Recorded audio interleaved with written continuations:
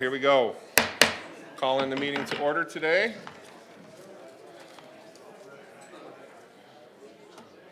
I'm your Vice Mayor, Austin Aslan. I'll be running the meeting today. Mayor Daggett is out sick. We wish her all the best in her recovery. Let's go ahead and do a call to order. And let's begin with roll call. City Clerk. Mayor Daggett. Vice Mayor Aslan. Present. Councilmember Harris. Here. Councilmember House. Here. Councilmember Matthews. Here. Councilmember McCarthy. Here. Councilmember Sweet. Here. Councilmember McCarthy, please lead us in the pledge. Thank you. Please stand if you're able.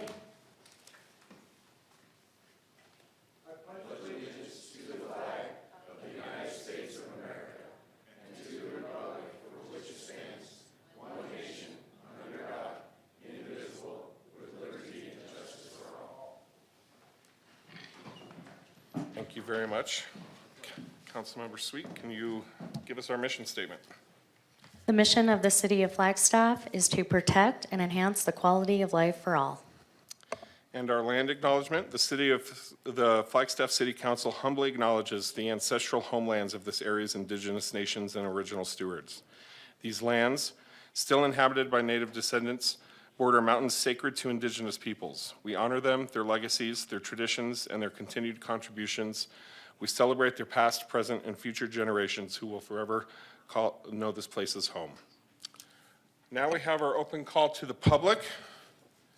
Just as a little primer, the open call to the public enables the public to address council on matters not listed on the agenda. There will be opportunity during agendized items for the public to participate as well. Open call to the public appears on the agenda twice, once at the beginning and once at the end. And the total allotted time for each time you appear is 3 minutes. All right. City Attorney, would you like me to, I should give notice, right? Yeah? That we have the members of the City Council at this regular meeting may vote to go into executive session, which will not be open to the public. And that will be in order to discuss and consult with the city's attorneys for legal advice on any item listed on the agenda.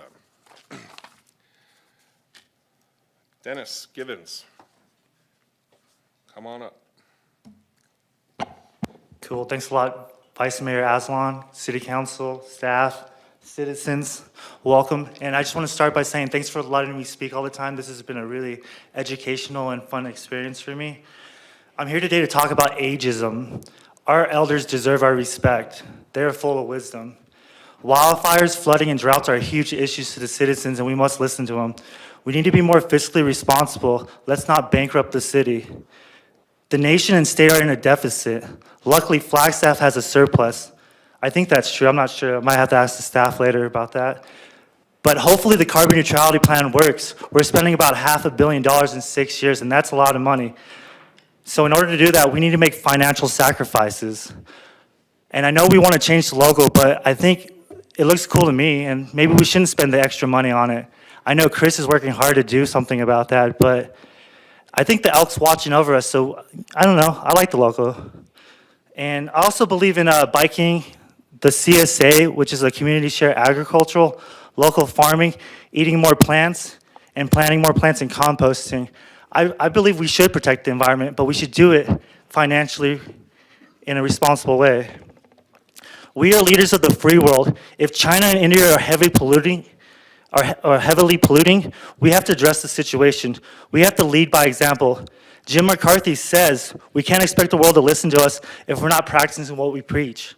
I totally agree with him. Why choose this as our goal? And they may well ask, why climb the highest mountain? Why 35 years ago fly the Atlantic? Why does Rice play Texas?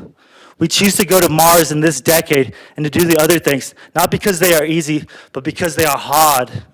Because that goal will serve to organize and measure the best of our energies and skills. Because that challenge is one that we are willing to accept, one we are unwilling to postpone, and one we intend to win, and the other things too.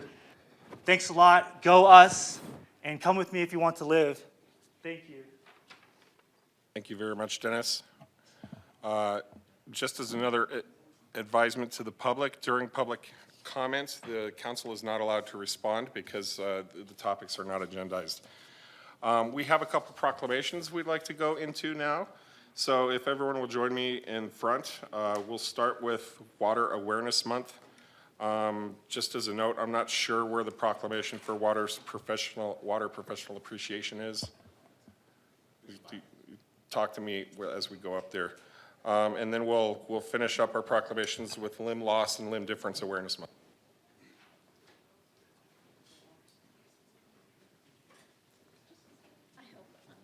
Call other water people down.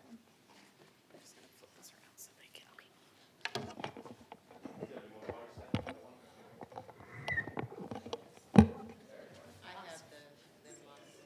Oh, great.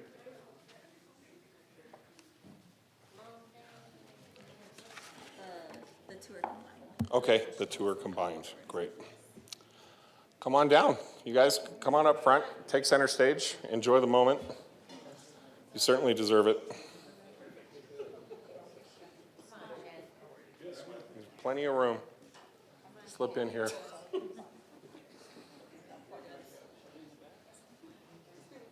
It's a good-looking group.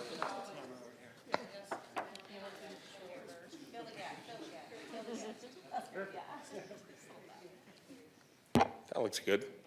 All right, whereas the state of Arizona declared April as Water Awareness Month in Executive Order 2008-19, and whereas the city of Flagstaff, Coconino County, Arizona, continues to explore ways to optimize efficient water use through municipal initiatives such as non-revenue water auditing, rebate programs for commercial and residential customers, and high-efficiency fixture provisioning, and whereas Flagstaff water customers can take action to reduce their water consumption through the replacement of conventional fixtures with WaterSense certified fixtures and by lowering shower consumption, by replacing shower heads, pausing flow during lathering, or by using a shower timer. And whereas outdoor water consumption is approximately 24% of potable water consumption in Flagstaff, and customers can reduce their outdoor use through water-efficient landscaping practices such as low-water landscape conversions and irrigation assessments for lawns.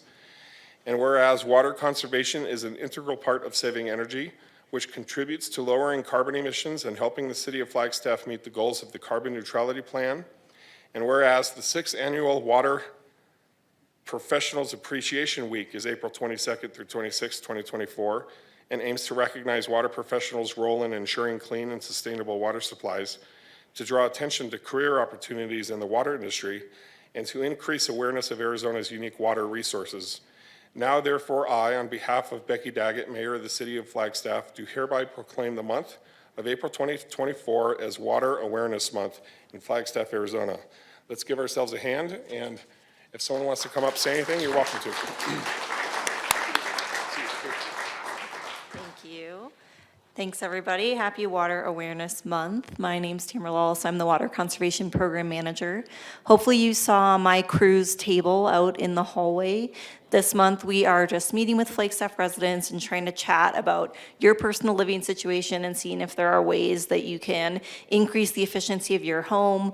We can give you free shower heads and aerators, or if you're a homeowner and you want to rebate your toilet or look at a low water landscape conversion, we'll kind of walk you through all your options. So please, if you have a minute, chat with our team at the table outside. And then we're also going to be tabling around town this month, so just keep your eyes out for us. We're going to be a lot of facilities and also a lot of big public events like at Earth Day, so keep your eyes out for us. And if you're interested in learning more about what happens at our water reclamation facilities, there's also a tour of the Rio de Flag facility on the 13th at 10 a.m. So if you're interested in that, you can send us a quick email at savewater@flagstaffaz.gov. So thank you, and thanks to everyone that helps us create pure, clean, delicious water for Flagstaff. Thanks.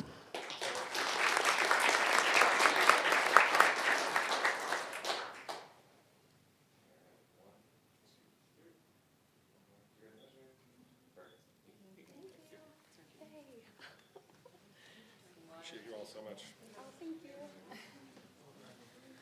Next, I believe Councilmember Matthews is going to read our Limb Awareness Month proclamation. Thank you, Vice Mayor. And just want to give a plug to the Water Department. I had them come out, their team, to do a water audit on my facility that I run with 21 living units. It's very informative. They have some snazzy equipment that monitors your water flow, and we converted all our shower heads and aerators, and I just added one to my house, so thank you to the Water Department. Great, save water. It is my pleasure to read this proclamation. Whereas there are well over 2 million Americans living with limb loss or limb difference.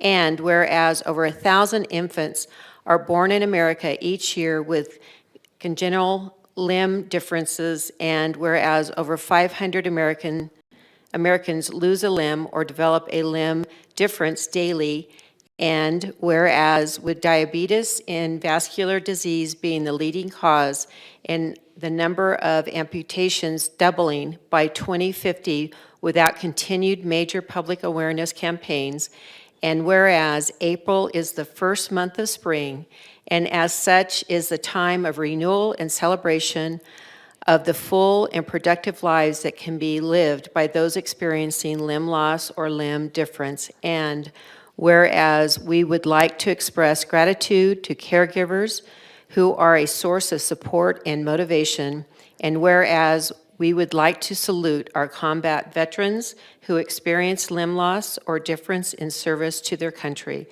Now, therefore, I, on behalf of Mayor Becky Daggett, the mayor of the city of Flagstaff, do hereby proclaim the month of April 2024 as Limb Loss and Limb Difference Awareness Month. Stephen? Right there, right.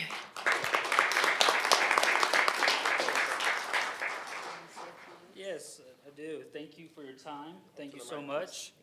My name is Stephen Lutz. I work for Hanger Clinic out here in Flagstaff. We're actually nationwide, all over the states. We have a hanger in every single 50 states. So we're here to, provide our services for everyone. I've been an amputee dealing with limb loss for 26 years of my life. So I don't let it stop me. And I have an opportunity to help people out. One of my friends is not here today. Her name's Rachel Simakanda. She's feeling under the weather. She would be standing right beside me today. But hopefully, she gets well and she's back with us later on. And we're here to, come as a whole and give her opportunity to, speak about education.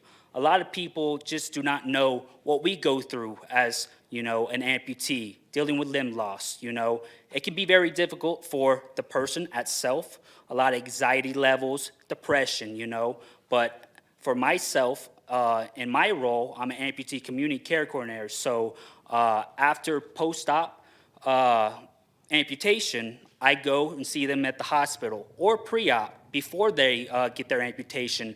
I go and see them to talk to what to expect throughout this whole life of changes, what they're going through. So giving back and just helping them, see a different eye. And, life isn't over. It's just a new beginning. And, with my, expertise and how long I've been dealing with limb loss, I've played college division baseball. I skateboarded in the X Games, snowboard, skied. I played lots of collegiate baseball, sports, you name it, I've done it. And I don't let that stop me. I go beyond the limits, giving back and showing others that anything's possible, Take the word, I'm possible, Impossible, split it in between, I'm possible, So that's our motto. And we're here to, give back and help anyone in the community to come, join us and connect. So thank you for your time. I appreciate everyone. Thank you, Stephen.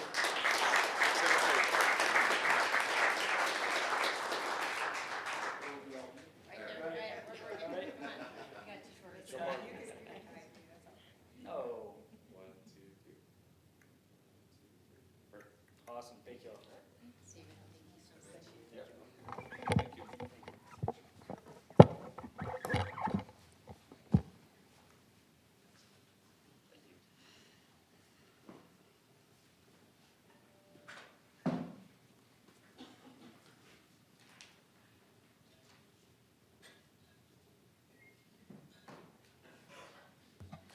Thank you very much, everyone. And thank you again, Stephen, for your comments. We're going to go into council liaison reports, and I'll start with Councilmember House. Thank you, Vice Mayor.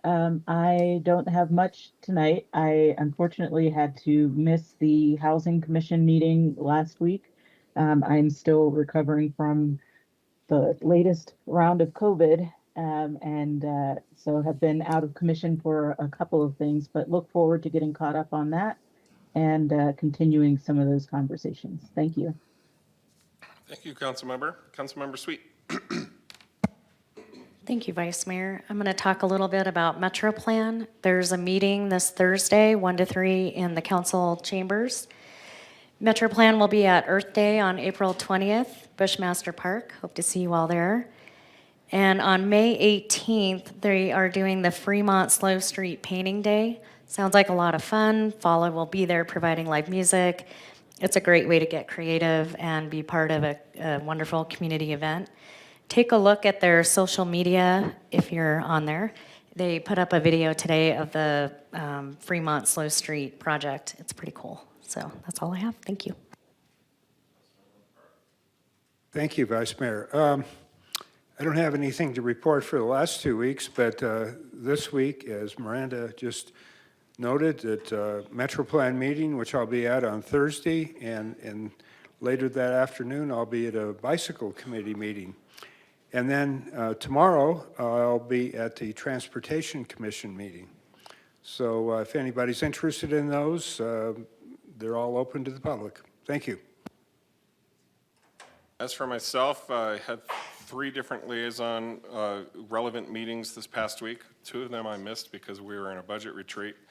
And the third one on Friday morning, the Coconino Plateau Water Advisory Council meeting, went without a hitch, not much to report. So I'll pass it along to Councilmember Harris. Thank you, Vice Mayor. I missed the airport meeting. It was canceled due to a lack of quorum. And for the open space Parks and Recs meeting, I was not able to be there. I was in Phoenix receiving the Community Champion Award from the Digital Equity Institute, and had an opportunity to talk to a lot of people in our state who's doing some great work with making sure that all of our community has access to the internet and to broadband. And so hopefully next month I'll have some reports from those committees. Thank you. Councilmember Matthews. Thank you, Vice Mayor. Last week, I also attended as the alternate to the Coconino Plateau Advisory Council. It's always very interesting to speak with our partners from the state, learn what they're doing to just measure our water and our uses, and it's always a very informative meeting. Also, last week was our CJCC, which is Coconino County Criminal Justice Coordinating Council. And I have some business cards if anybody's interested. They just pass these out with a QR code. You can scan it and keep up with our criminal justice system. It's very impressive to be in a room with everyone who is involved with our criminal justice system, from sheriffs to the jail to probation to the judges, prosecutors, defense attorneys, and just all striving to reduce incarceration time, minimize incarceration, look for alternatives for people that are not as well served going through the criminal justice system, giving them alternatives. And we had an interesting discussion on the new topic, which is a no-bail concept. And I look forward to hearing more about that and listening to the benefits and challenges with that. So a lot of people are not in the know of what we do every day in our city to bring equity and fairness to people that may be more vulnerable to falling into our criminal justice system. So just kudos out to them. I'll put this on the corner of the desk. If anybody wants a card, you can scan it and get some facts that are really impressive. So that's all I have. Thank you so much, Councilmember. Okay, we're moving on to item number 7, liquor license public hearings. So I'm going to open the public hearing, and it looks like Chief Musselman might be here on behalf of one of the other officers to give us the rundown here. Yes, good evening, Vice Mayor, members of council. Chief Musselman here to present this liquor license. Before you is a liquor license for Hero Sushi located at 1312 South Plaza Way. This is an application for a new Series 12 restaurant license. The agent for the license is Takahiro Yanauchi. A query was run through our local systems and no derogatory records were found on the applicant or the business. Mr. Yanauchi has completed the mandatory liquor license training, and this location is not within 300 feet of a school. Mr. Yanauchi is present today. Should council have any questions for him as well? Thank you, that's all I have. Thank you. Mr. Takahiro Yanauchi, do you have anything to add? You don't have to come forward if you don't want to. Or are there any questions? Okay, I'll consider a motion in terms of forwarding the application or not. Mr. Vice Mayor, we just need to close the public Let's close hearing the public hearing before we do that. After asking if there's any public comment. Okay. Yes, Thanks. sir. Is there any public comment No, Vice Mayor, there is not. regarding this? Okay, great, wonderful. So I will close the public hearing and then entertain a motion. Councilmember McCarthy. I just wanted to thank you, sir, for coming. We didn't have any questions, but if we had, it would have been very useful to have you here. So thank you and good luck. Vice Mayor, I'd like to make a motion to, where are we? To forward this application to the state with a recommendation for approval. Wonderful. I'll second that motion. Is there any further discussion? All those in favor say aye. Aye. Aye. Any opposed? That recommendation moves forward. Thank you so much, everyone. Okay, we're on to our consent agenda. I would recommend that we keep the consent agenda consolidated, items A through D, but if anyone would like to separate one of those, let me know. Mayor, I move that we approve the consent agenda. That's items 8A through 8D. Vice Mayor, thank you. You said Mayor. Well, as far as I'm concerned, you are the mayor for an hour. We're all creatures of habit. Sorry about that. Do we have a second for the consent items? I'll second. Thank you, Councilmember Sweet. Any further discussion? All those in favor? Aye. Aye. Aye. Any opposed? All right, that passes, and we move forward to agenda item number 9, routine items. 9A is Parking District Enforcement Update and consideration and adoption of resolution number 2024-10 and ordinance number 2024-06. Do we have a staff? City Clerk, should I read through all of this? Is that necessary? You do not have to do Okay. that. And Vice Mayor, we received a presentation and information on this item 2 weeks ago, so there is nothing formal tonight. Wonderful. Then we will just forward ourselves to motion for adoption. Vice Mayor, I move that we adopt Resolution 2024-10. Second. I'll second. Thank you, Councilmember. Do we have, is there any discussion? All those in favor? Aye. Aye. Any opposed? City Clerk, can you read ordinance number 2024-06 by title only for the final time? I am happy to do that, Vice Mayor, but I will need a motion to read that Oh, ordinance, please. well, let's go ahead and get through the process here. Vice Mayor, I move to read ordinance 2024-06 by title only for the final time. We have a motion, and I'll second it. Any discussion? All those in favor? Aye. Aye. Any opposed? Aye. Sounds like we're ready for you, City Clerk. An ordinance of the City Council of the City of Flagstaff amending the Flagstaff City Code Title 9 Traffic, Chapter 9-01 Traffic Code by adopting by reference that certain document entitled 2024 Parking Code Amendments, providing for repeal of conflicting ordinances, severability, and establishing an effective date. Thank you so much. Vice Mayor, I move to adopt ordinance 2024-06. Wonderful. Second. All right, we have a first and a second for the adoption of the ordinance 2024-06.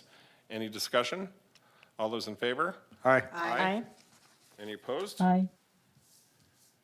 That passes. So we move on to item B, 9B, consideration and adoption of ordinance number 2024-10.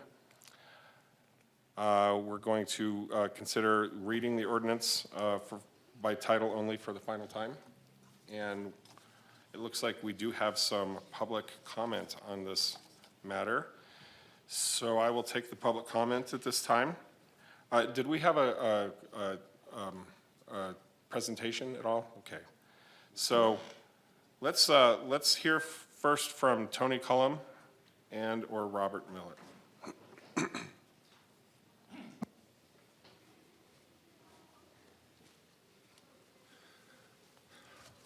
Mr. Chairman, for tonight, Mr.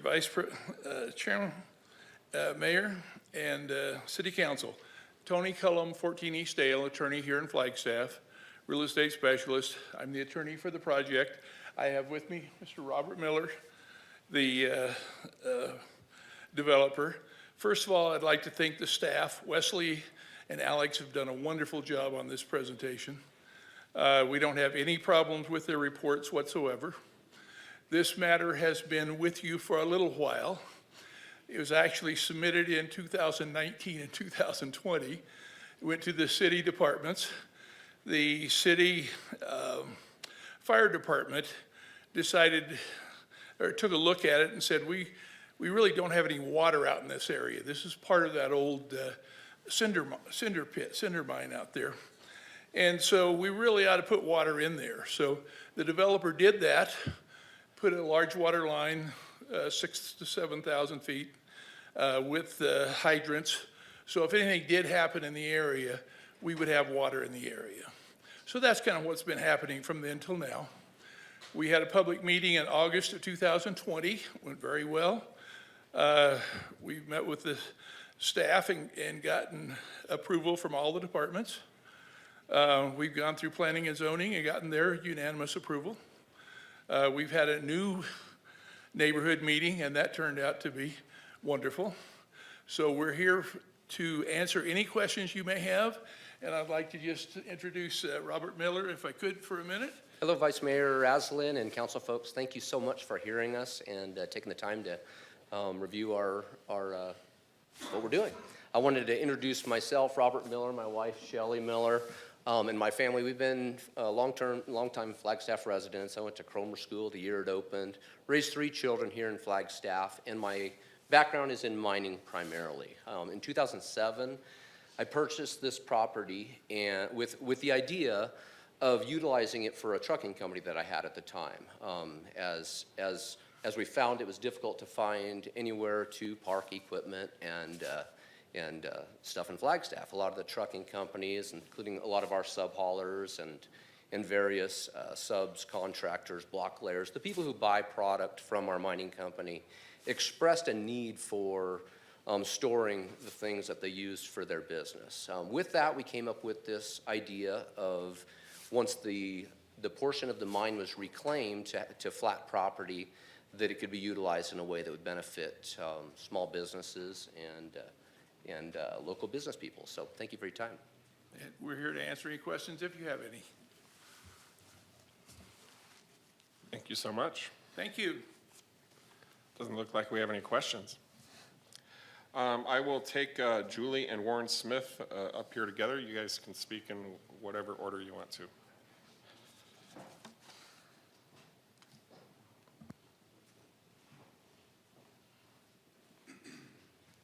Good evening, Vice Mayor, Chair, councils. Just for the record, you do have 6 minutes. There's 2 public comment cards, one for each of you. Simply We're not enough combined. time. I'm Julie Smith. I was called to speak last time, but had to leave early because we had a soccer banquet. I was born in Flagstaff, born in Sunnyside, grew up on Fort Valley Ranch, and now live on the east side. So have gotten to see our town grow quite a bit in the last 51 years. And This property in particular, our property is just south of their property. I think it is perfect for what is being proposed. We need a place in town for industrial storage, large equipment, trucks. One of the best things about this property and its location is my current occupation is I have raised our 5 children here in Flagstaff, and I drive a lot. I am mom, taxi, and everybody else is taxi too. The east side is getting kind of clogged up with traffic.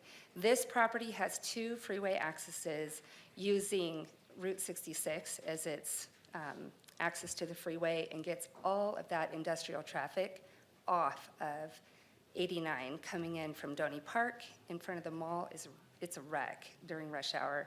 And just in general, going through town, it reroutes all of that industrial traffic outside using the freeway.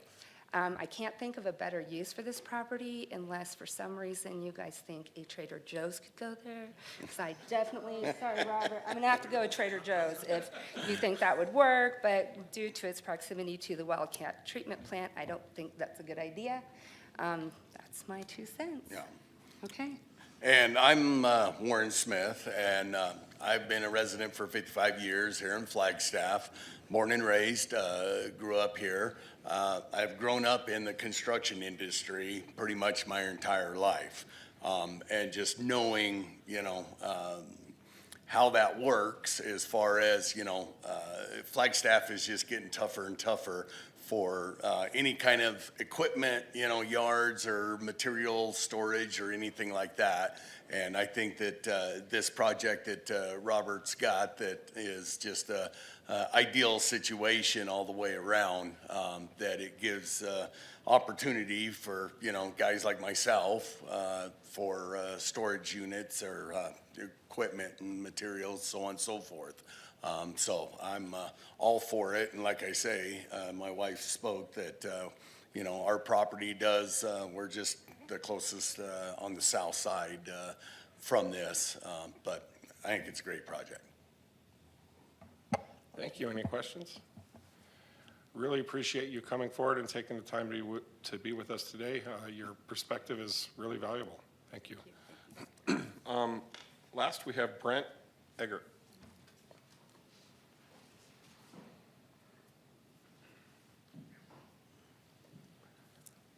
Vice Mayor, Councilman, when I heard about Robert doing this project, I've been in his shoes as far as being an entrepreneur, and his ideas, I think, are a benefit to our community. And I see what he does out there. We actually perform work for his buying on his equipment. So I get to see firsthand what goes on out there and his care for the land and the surroundings. I know his property there is an ideal place for an industrial park for contractors and such. The same type of work I'm in, there's a deficit in this community, and I think the location of it, as the Smiths had said, is ideal. It's out of the way. There's great access, and to the location next to the reclaimed water facility would be a great place to house that. Also, looking at what the Millers have provided, I mean, their cinder hauling, which the city's using for their material for their roads and stuff. He's been an asset to this community, and I think that going forward with his ideas, I think that's going to provide more for this community as well. Thank you. Thank you so much. Really appreciate it. And Robert, great that you were able to have so many public speakers come up and speak on behalf in favor of this. So now we can, I'll entertain a motion to read the ordinance, and then we can adopt it. Vice Mayor, I'd like to move that we read ordinance number 2024-10 by title only for the final time.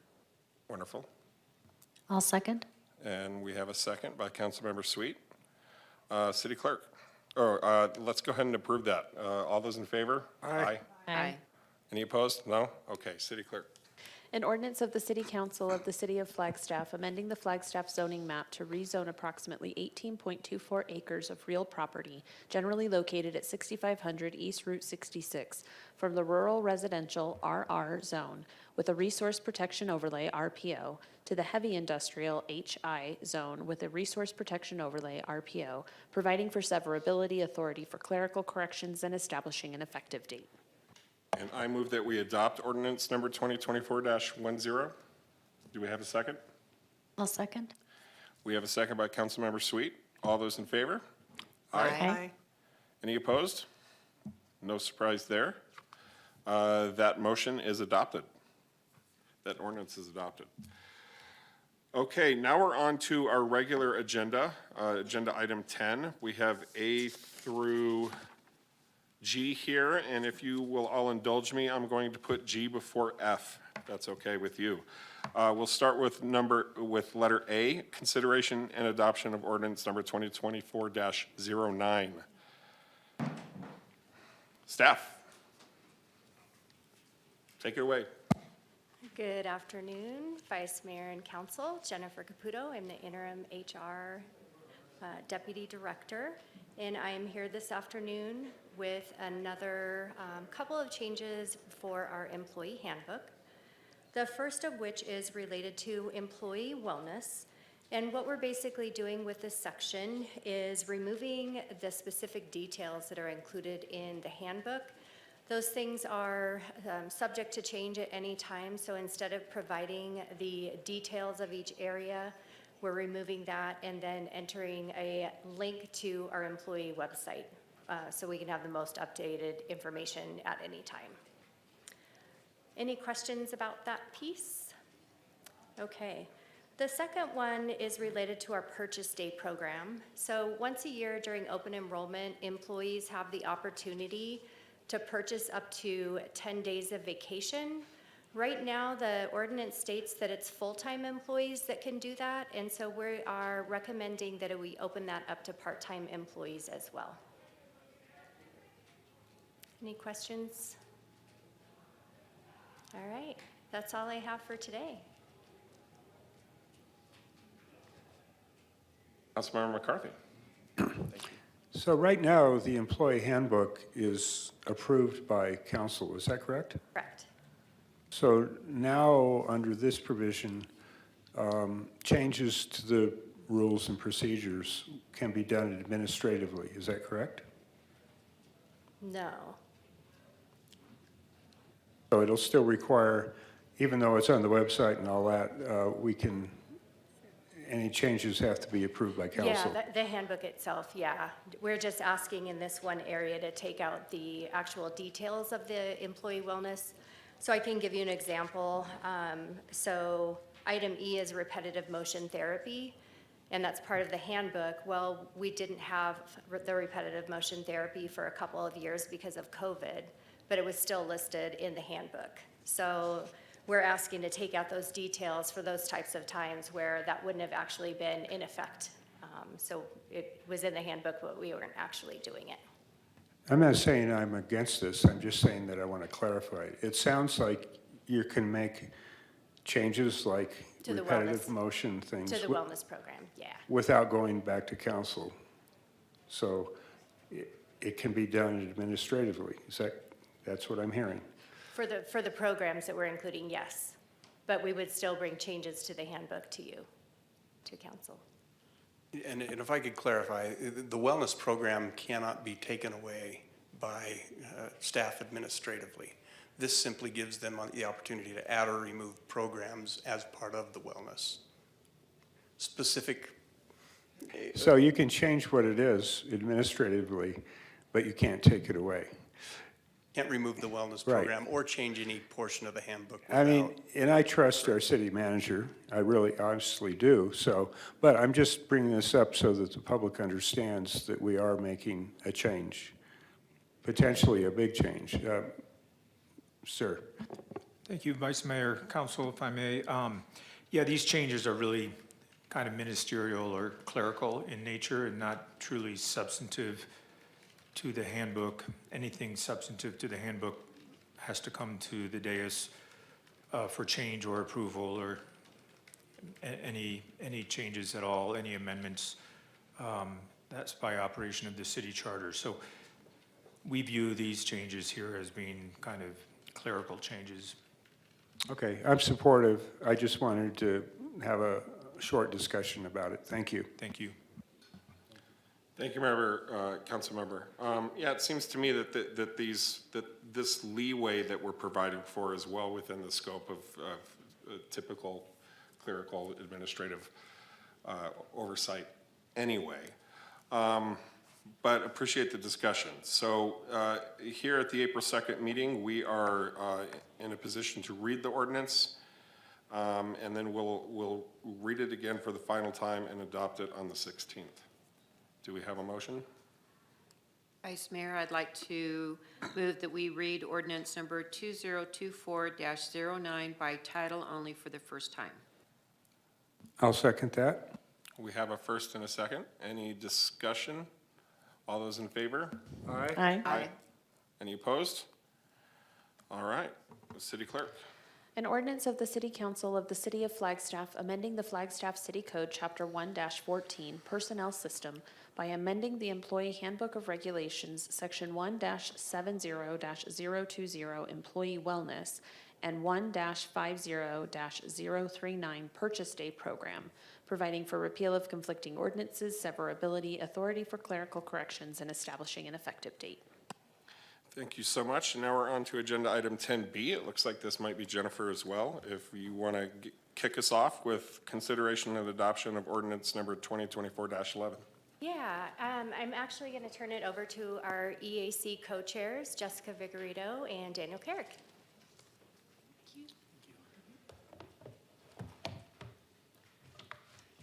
Hello, Vice Mayor and Council. Thank you for the opportunity to speak today and request your support for a change to our EAC member eligibility definition in the Employee Handbook.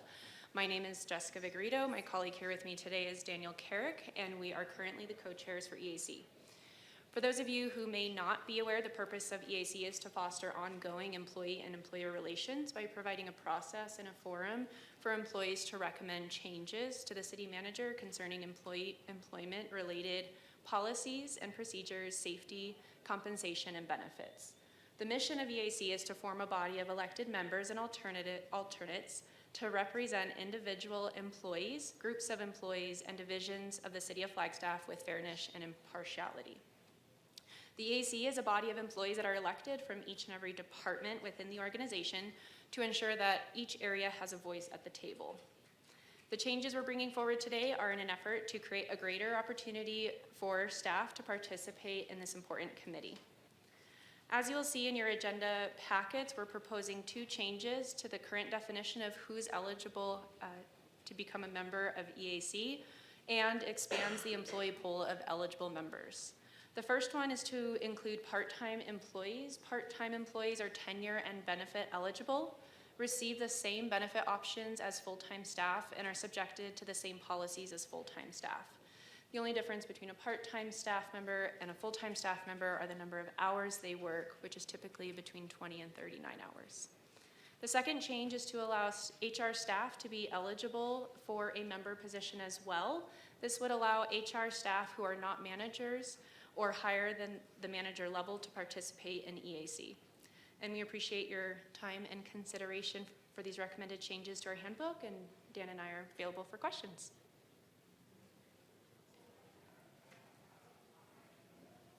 I don't see any questions. So I will entertain a motion. Vice Mayor, I move, I'm trying to get to it, that we read ordinance number 2024-11 by title only for the first time. Thank you so much, Councilmember. Do we have a second? We have a second from Councilmember Harris.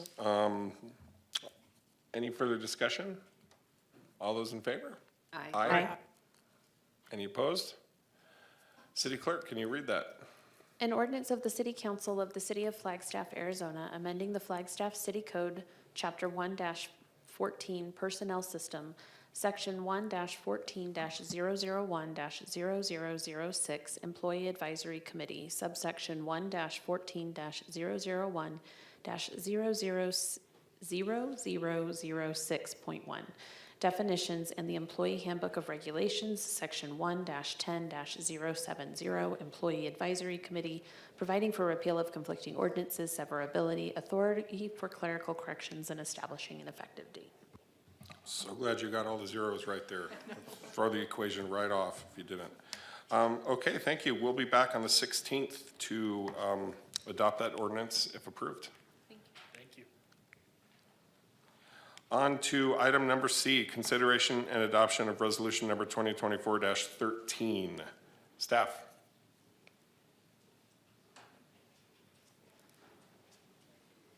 Take it away.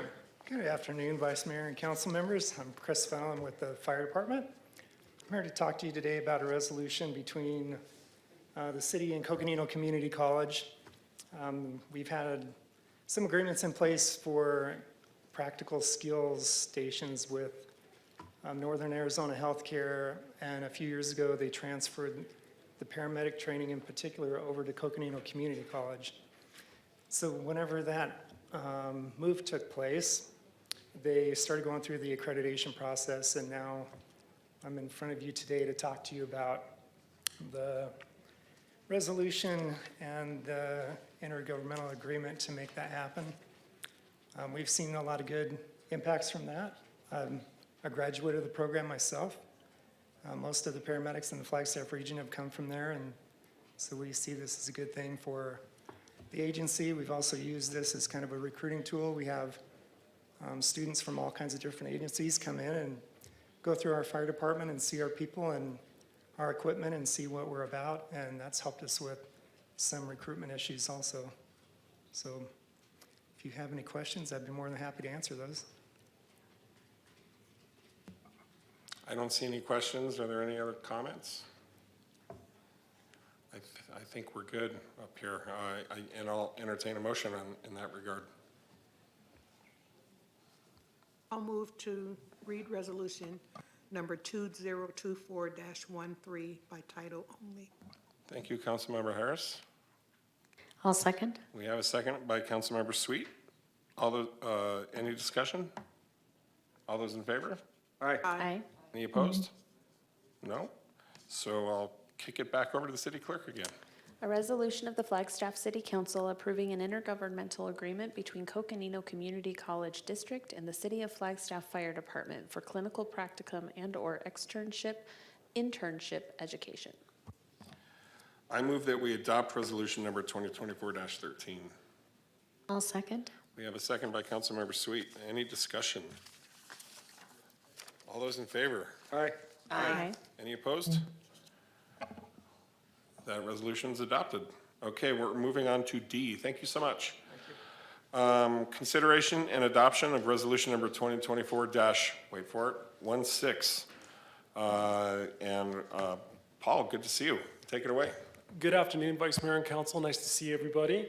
Paul Oltrogi, Wildland Fire Battalion Chief, here to talk to you today about our, excuse me, our cooperative fire rate agreement, what we refer to by its acronym CFRA.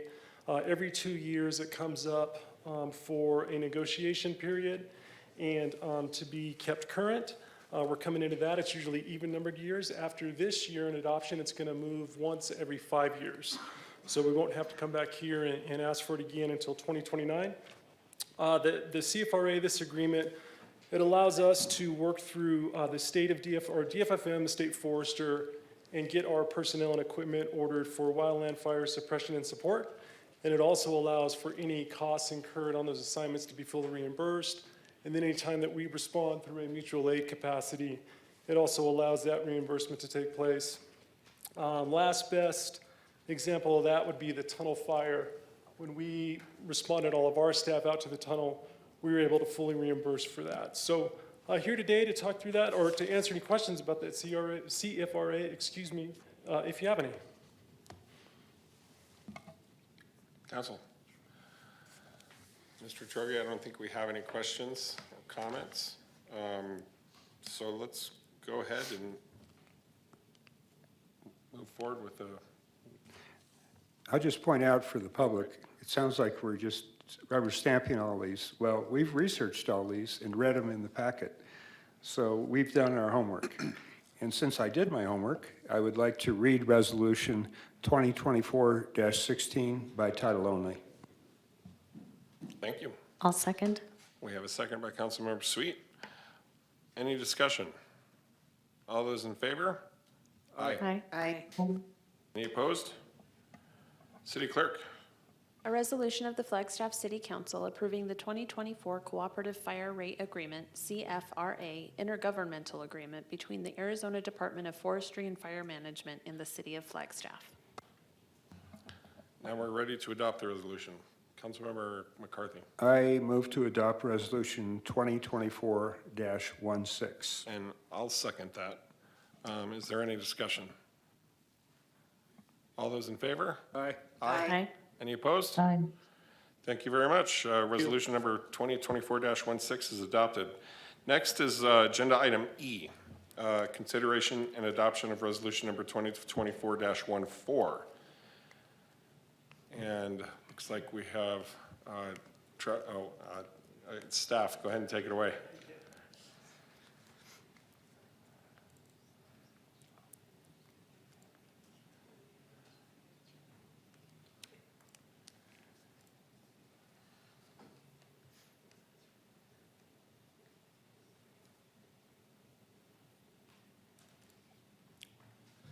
Good afternoon, Vice Mayor, Council. My name is Alec Latino. I'm the Capital Improvements Project Manager for the 4th and Lockett Roundabout. I'll be taking over for Jeremy DeGator. So the reason I'm here today is for your guys' consideration to adopt a resolution number 2024-14. This would be authorizing amendment number 2 to an existing intergovernmental agreement with the Arizona Department of Transportation for the design and construction of this roundabout. So I know council is very familiar with this project.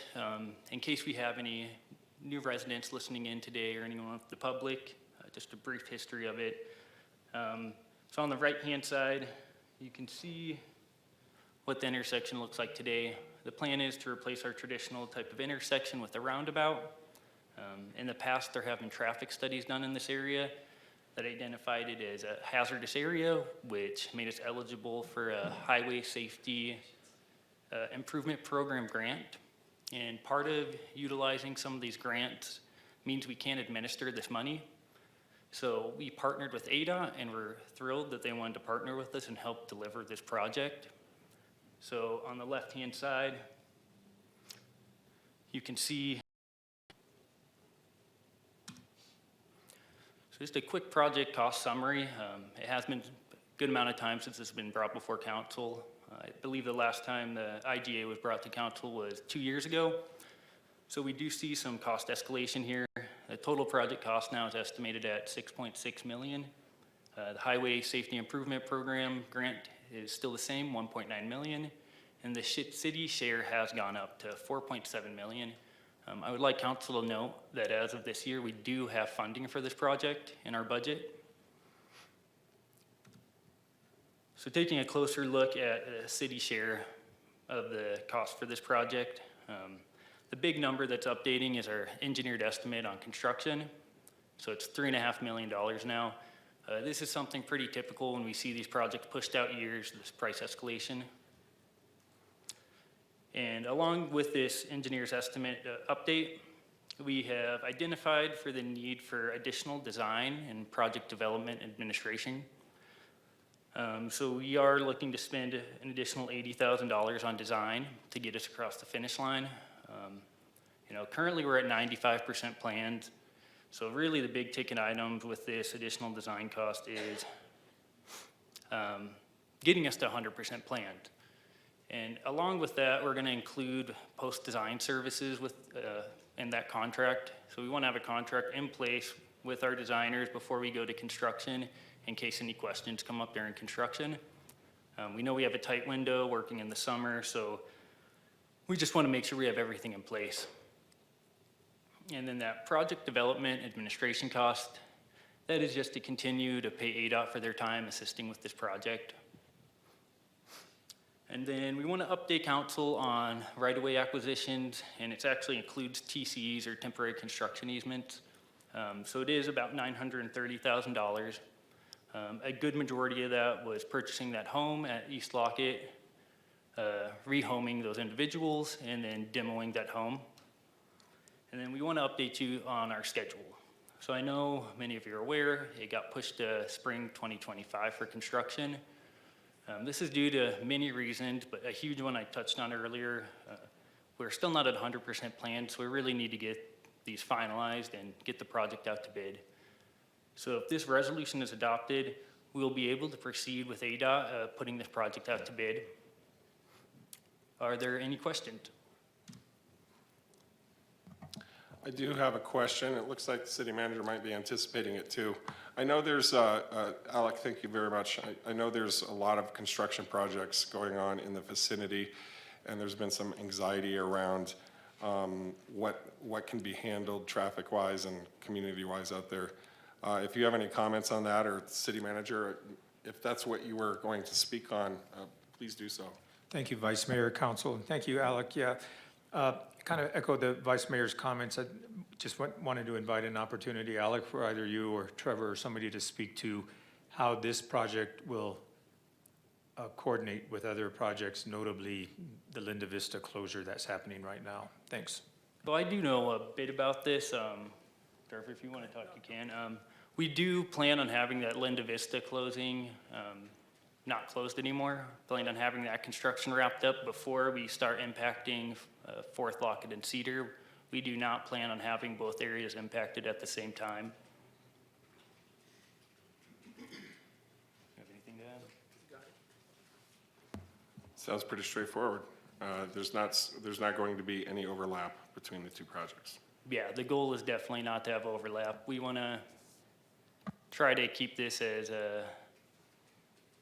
traffic moving as well as possible with construction going on. Wonderful. Any other comments or questions?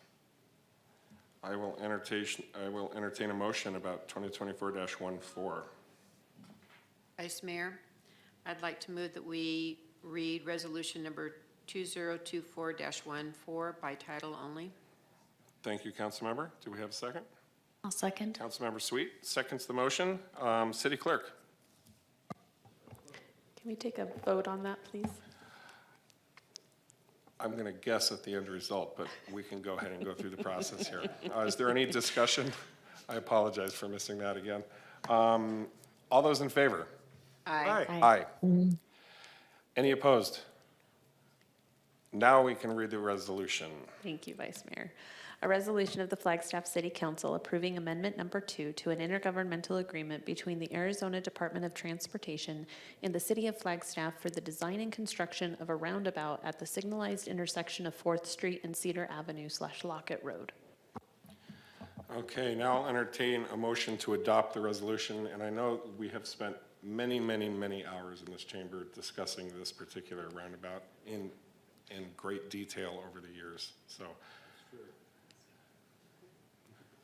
Yes, including how to lay out the sidewalks and the crossings, et cetera. So I move that we adopt Resolution 2024-14.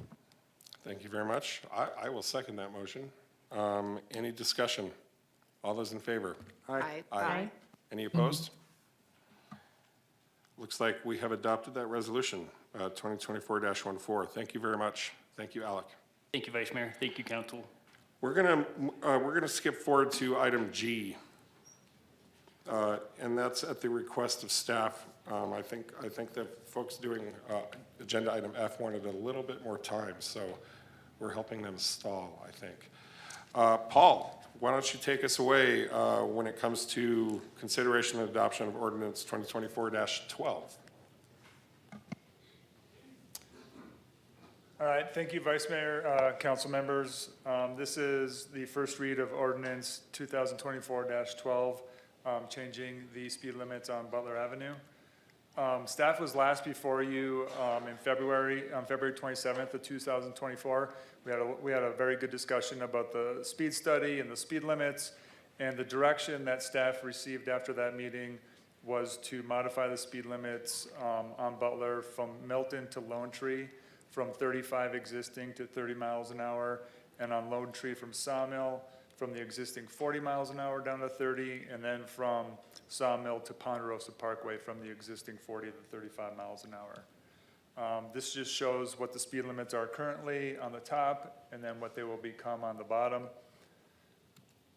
And this is just the language, the text amendment in the ordinance that will, in red, that you'll see where we're calling out these speed limits for those two areas. So 30 miles an hour from Butler, from Milton to Sawmill, and then 35 miles an hour on Butler from Sawmill Road to Ponderosa Parkway. Once the resolution is adopted after the second read, it takes 30 days for the resolution to take effect, and then we're ready with Public Works to change out those speed limit signs. So happy to answer any questions. Once again, this is a topic of conversation we have spent a great deal of time on recently. Are there any other comments or questions for Paul Mood at this time? Councilmember McCarthy. Thank you, Vice Mayor. Well, Mr. Mood, I sent you a bunch of questions on email, and you answered them, and I appreciate that, so that saves time at the meeting today. Thank you. Yep, thank you for those early questions. So tonight, we're entertaining a motion to read the resolution for the first time, and then we will read it for the final time and adopt it if approved on April 16th. Do we have a motion? I'll move to read ordinance number 202412 by title only for the first time. I'll second. Wonderful. We have a first and a second. Do we have any discussion? All those in favor? Aye. Aye. Any opposed? City Clerk. An ordinance of the City Council of the City of Flagstaff amending the Flagstaff City Code Title 9 Traffic, Chapter 9-01 Traffic Code, Section 9-01-001-0002, Specific Speed Limits, providing for penalties, repeal of conflicting ordinances, severability, and establishing an effective date. Thank you so much, City Clerk. Well, I hope that gave our team enough time to get ready for item number F. We're at that now. So staff, please take it away. This is consideration and adoption resolution 2024-15 and ordinance number 2024-13.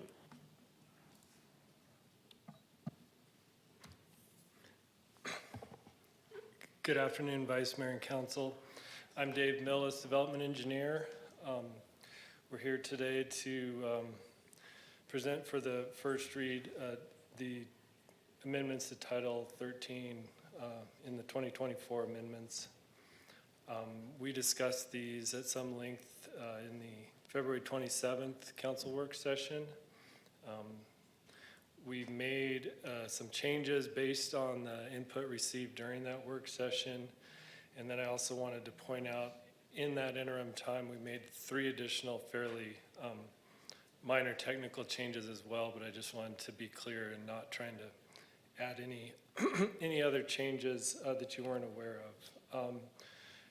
During that work session, the proposed roll curb amendments became a pretty big topic of conversation.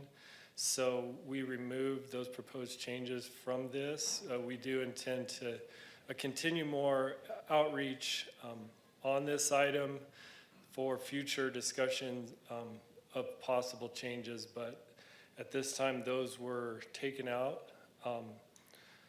I did want to just clarify, and I'm not sure if I made it clear enough in the previous presentation at the work session, that existing code still does have certain specific areas where roll curb is allowed. So I wanted it to be clear that those existing areas where we've allowed roll curb historically are in these townhome developments where lot widths are less than 40 feet. And then we have had kind of an ongoing issue with residential cul-de-sacs being able to meet ADA based on the existing engineering standard cul-de-sac diameter. It doesn't allow for a ordinary slanted driveway entrance without violating ADA or taking additional land for a sidewalk to go around it beyond the right-of-way that's in the standard. So I just wanted to, just so I was clear on those two items that would still remain in the standards as proposed today.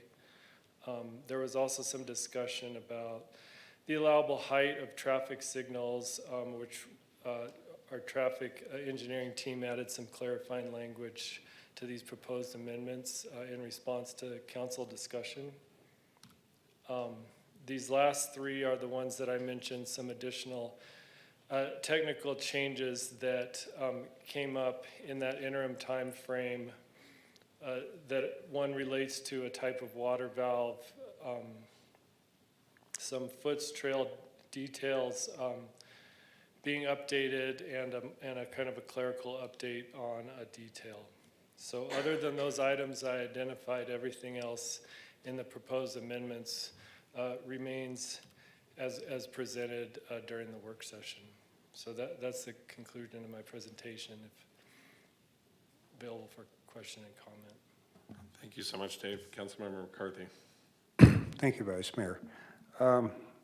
Yes, we've decided the rolled curb discussion will come back in the future, which is fine.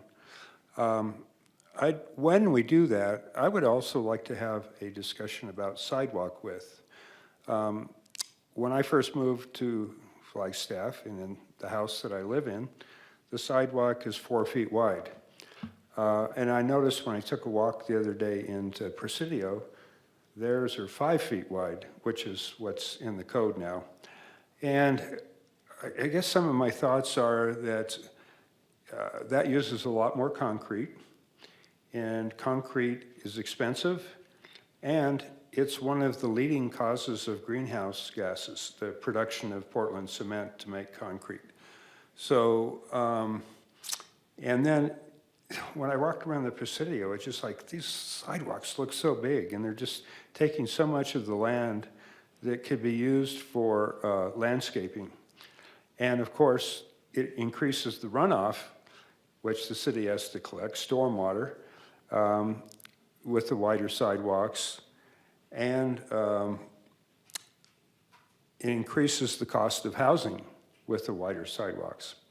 Now, I understand, and Martin Nance, who's in the back there, he sent an email explaining that there are some good reasons for wider sidewalks, especially for handicapped people in wheelchairs.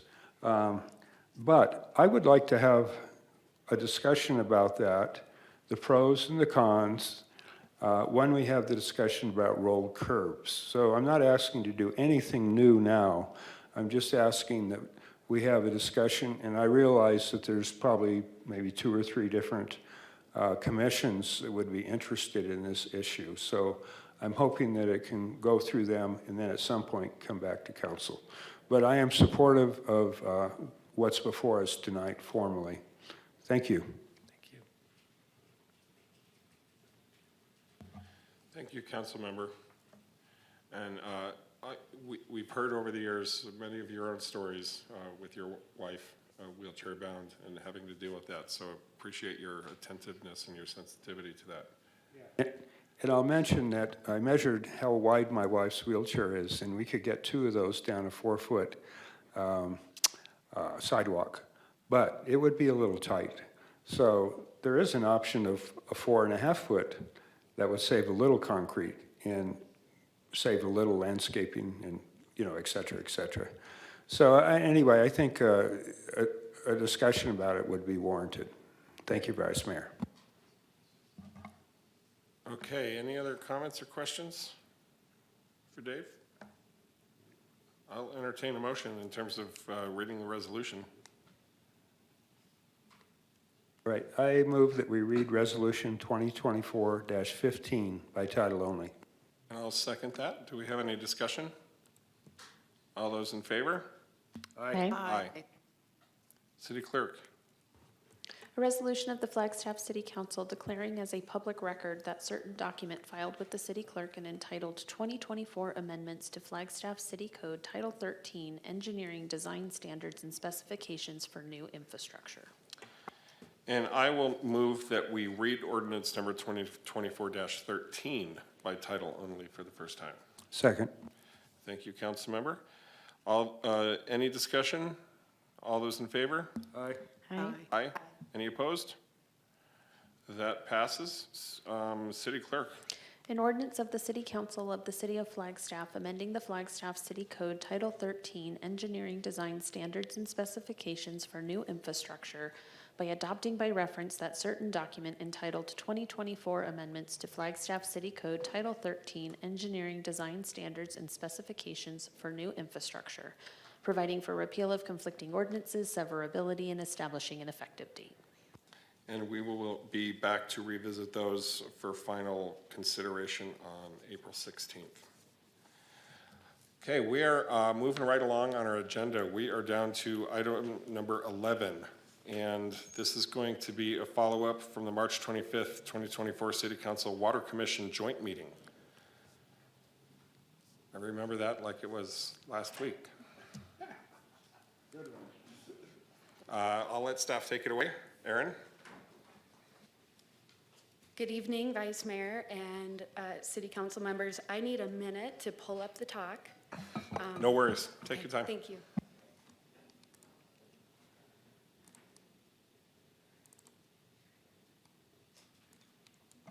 We'll just stare at you impatiently. And we do have a handout for each of you that is coming from either the clerk or from Lisa Dean.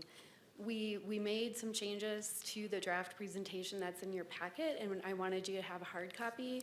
There's enough information in there that I felt it would be helpful.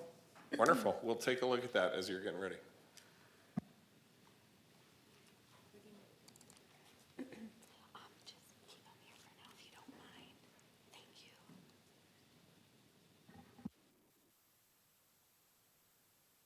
Is this available to Councilmember House by chance?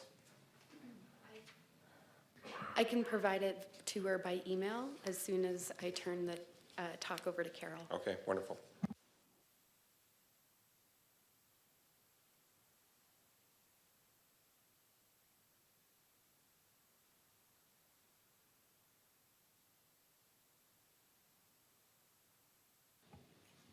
Good evening, Vice Mayor and City Council members. Erin Young, Water Resources Manager.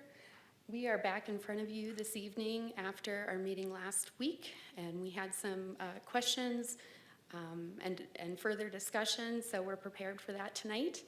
Thank you so much. We'll be reviewing water rate option 3 and the comparison that you requested us to make, and then we'll have a discussion on reclaimed water rates.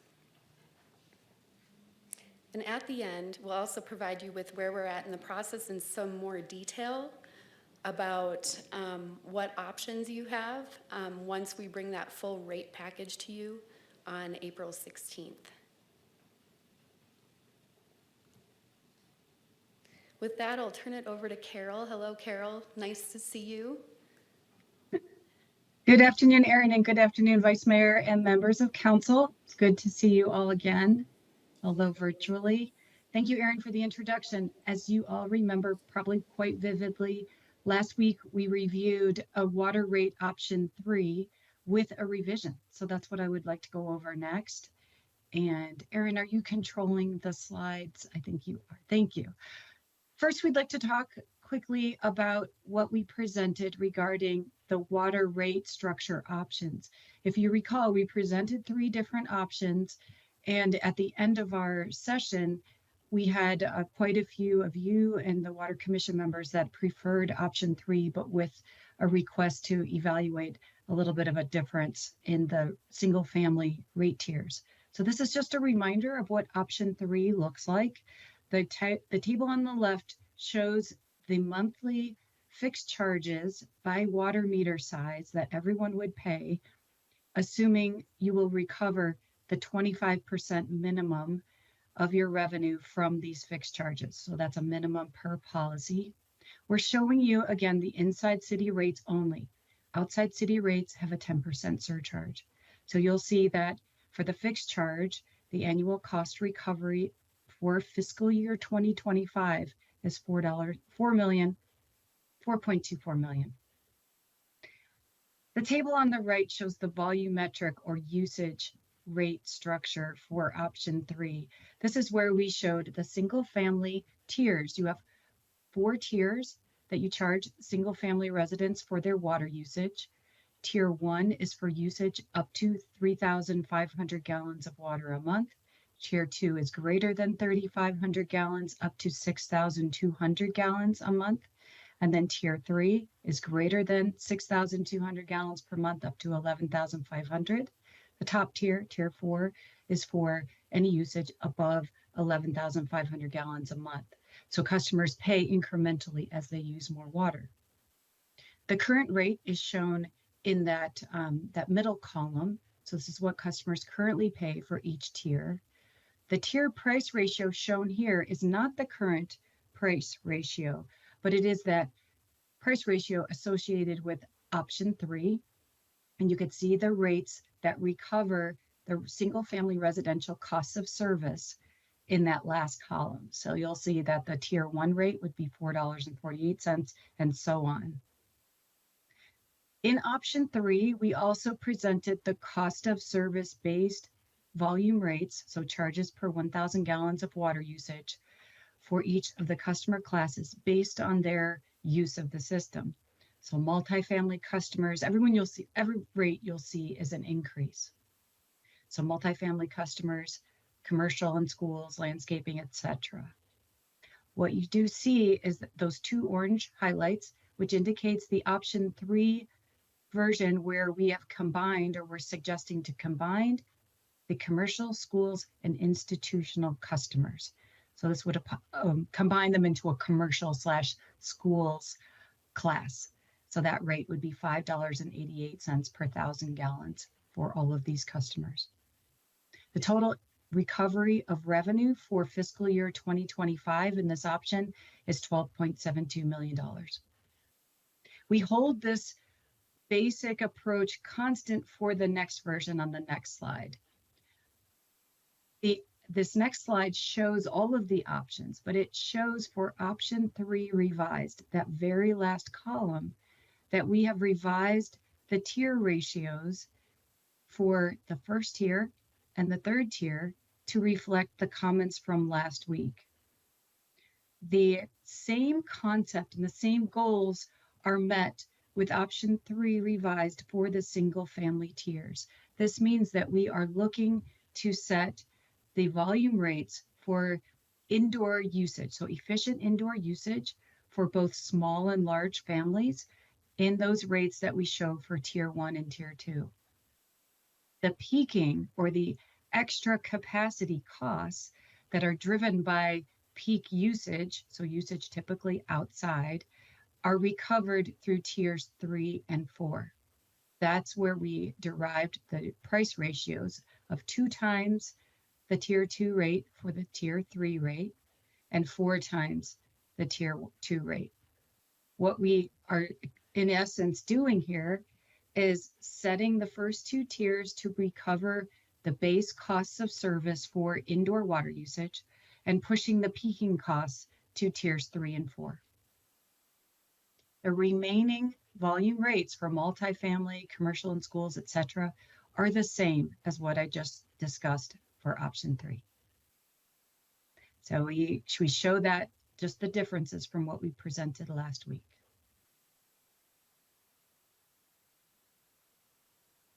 One of the questions that came out of the discussions from last week was, this is great, we see rates and we provided some average bill impacts, but what does this mean for certain customers and what does this mean going forward? So for full visibility here, we're showing the revised rate option 3, and we're pulling some typical bills or representative bills from fiscal year 23's billing data. So we went back into the billing data, and we're showing by customer class what their representative meter size is. So this isn't the average meter size or the most common or the mode or median. It's basically the representative. So you'll see that we show a single family residential customer has a 3/4 inch water meter, and that typical or average customer uses 4,000 gallons of water a month. That 4,000 gallons, when applied to your current rate structure, so for this fiscal year, the monthly water bill just for water usage, this does not include the water energy fee or the water protection fee or taxes. It's simply water fixed charges plus the water usage charges. We get an average bill for the single family user of $30.91. If you follow that to the right, we see the total bills for this proposed option 3 revised for the next 5 fiscal years. So fiscal year 2025, beginning in September of this year, September of 2024, that would go all the way to December of 2025. Then the next year would start in January. That's the fiscal year 2026. So then you go subsequent years after that. We see the total bill calculated in the first column for each of these 3 columns by year. And you'll see that the largest impact for most customers is in this first fiscal year. And that is due to the alignment of your costs to serve your customers to those customer class usages. So that's why we're showing you the dollar change per month and that what that percentage change is for that representative bill. A single family resident who uses 4,000 gallons a month would see in 2025, so the next first change would be a $1.13 increase in their bill per month, which is a 3.7% increase. Thereafter, so for 2026 through 2029, we see a 15% increase, and this is consistent with the proposed and recommended rate plan back in October that would fully fund your water CIP. So this is the 15% change in the bills that you'll see going forward. I'm going to talk through the rest of the examples and then pause for questions. On the multifamily side, we see that the representative meter size is a 1-inch meter and that the average monthly volume of usage is 9,000 gallons. That bill would be today $59.38 just for the water fixed charge plus the usage component. Given the cost of service results and the option 3 revised, we see that bill going up by $5.21 for the month, and that would be an 8.8% increase. And subsequent years then again would be a 15% increase year over year. For commercial and schools, the representative meter size is again a 1-inch meter, but the usage is much higher. It's at 40,000 gallons. And I know Council Member Matthews asked about that particular customer. We went back into our data and we looked to see that that is the average billed volume for commercial customers in fiscal year 2023. That current water bill would increase by $47.88 for that particular customer each month. That's a 23.1% increase. Thereafter, the bills would increase by 15% per year. So you see a pattern. Once we align the rates in the next fiscal year to the costs of service and the new rate structure, thereafter, it's a straight across the board 15% increase to generate those revenues to pay for your capital projects. The landscape customers demonstrate the largest increase because of the costs of service. So this particular customer has a 1-inch meter with 24,000 gallons of use. That monthly bill would go up by almost $140 a month for that customer, which is a 105.9% increase. That is the largest increase demonstrated in our examples here. If that water user uses less water in a month, the impact, of course, would be less. Manufacturing customers have a 1.5-inch meter as the representative size, and with a usage of 73,000 gallons a month. That increase yields a $74 $8.50 increase in that monthly bill the first year, which is a 20.4% increase. And finally, the institutional class, the representative meter size is 8 inches. That is the largest customer you have. An 8-inch meter is the largest type of customer. The usage is over 2 million gallons for 1 month, which is a lot of usage. So this is a very large account, and therefore their bill is very large, and therefore their impact is large. So you'll see the current bill under current rates for this customer are it's about $9,500. That would increase under the new rate structure and new cost of service allocations to $3,600, which is a 37.9% increase. Thereafter, it would level out to the 15% increases over time. You see that overall, we're still expecting you to generate an increase in revenues for fiscal year 25 of approximately 12%. And you might ask, well, why is it greater than 30% in some cases and less than 10% in another? That is because of the costs of service analysis. We're looking at not only increasing your revenues in fiscal year 2025 to meet your operating and capital needs, but we're also aligning each customer class to their proportional impact on the system. That was a lot of information. And in the next few slides, I have some narrative as to what we just reviewed for option 3 revised. If you have any questions, we can pause or I can continue. Council, looks like we do have questions. I will take Councilmember Matthews first. Thank you. Carol, on the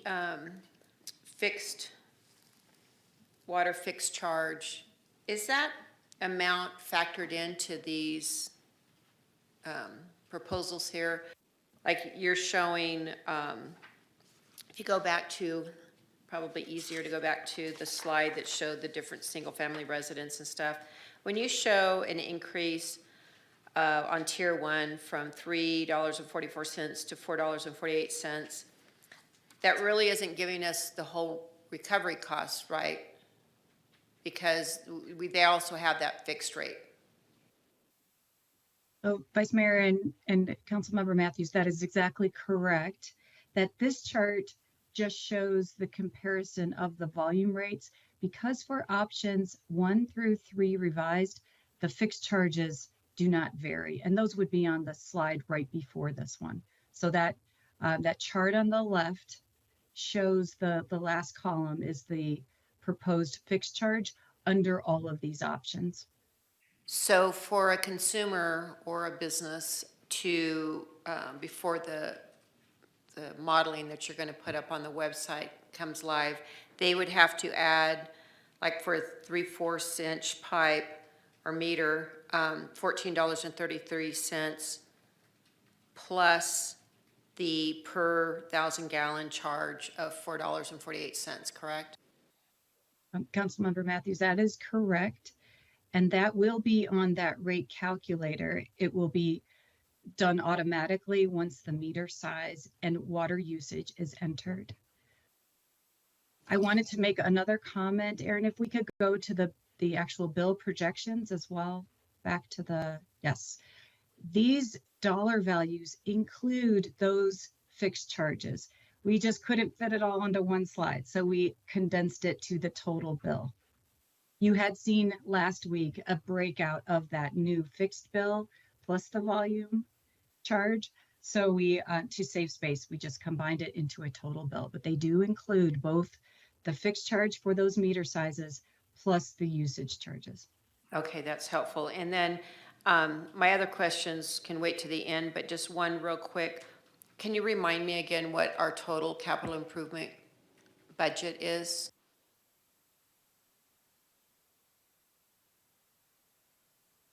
If you give me a minute, I could find it. But yes, I can tell you what that is for the 5-year period.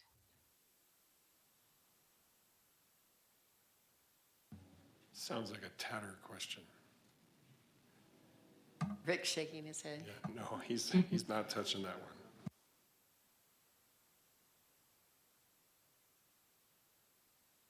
I do have it. It'll just take me a second to pull it up.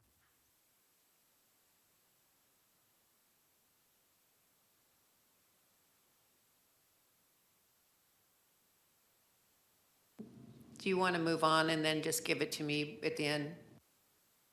I think that's a great idea. Thanks. Wonderful. Councilmember Harris. Okay, so a couple questions, and I'm not sure who I'm looking at, but whatever.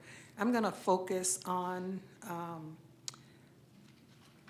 helping, how are we gonna help people lower their bills? Okay, so let me just do some scenarios and then you kind of talk me through. So is there any way possible with this chart, with this, what we're doing, that a person's bill will not go up? Is there any way possible that that could happen? And if so, under what circumstances? Vice Mayor and Councilmember Harris, there is, and that would be for, I would say there's two examples.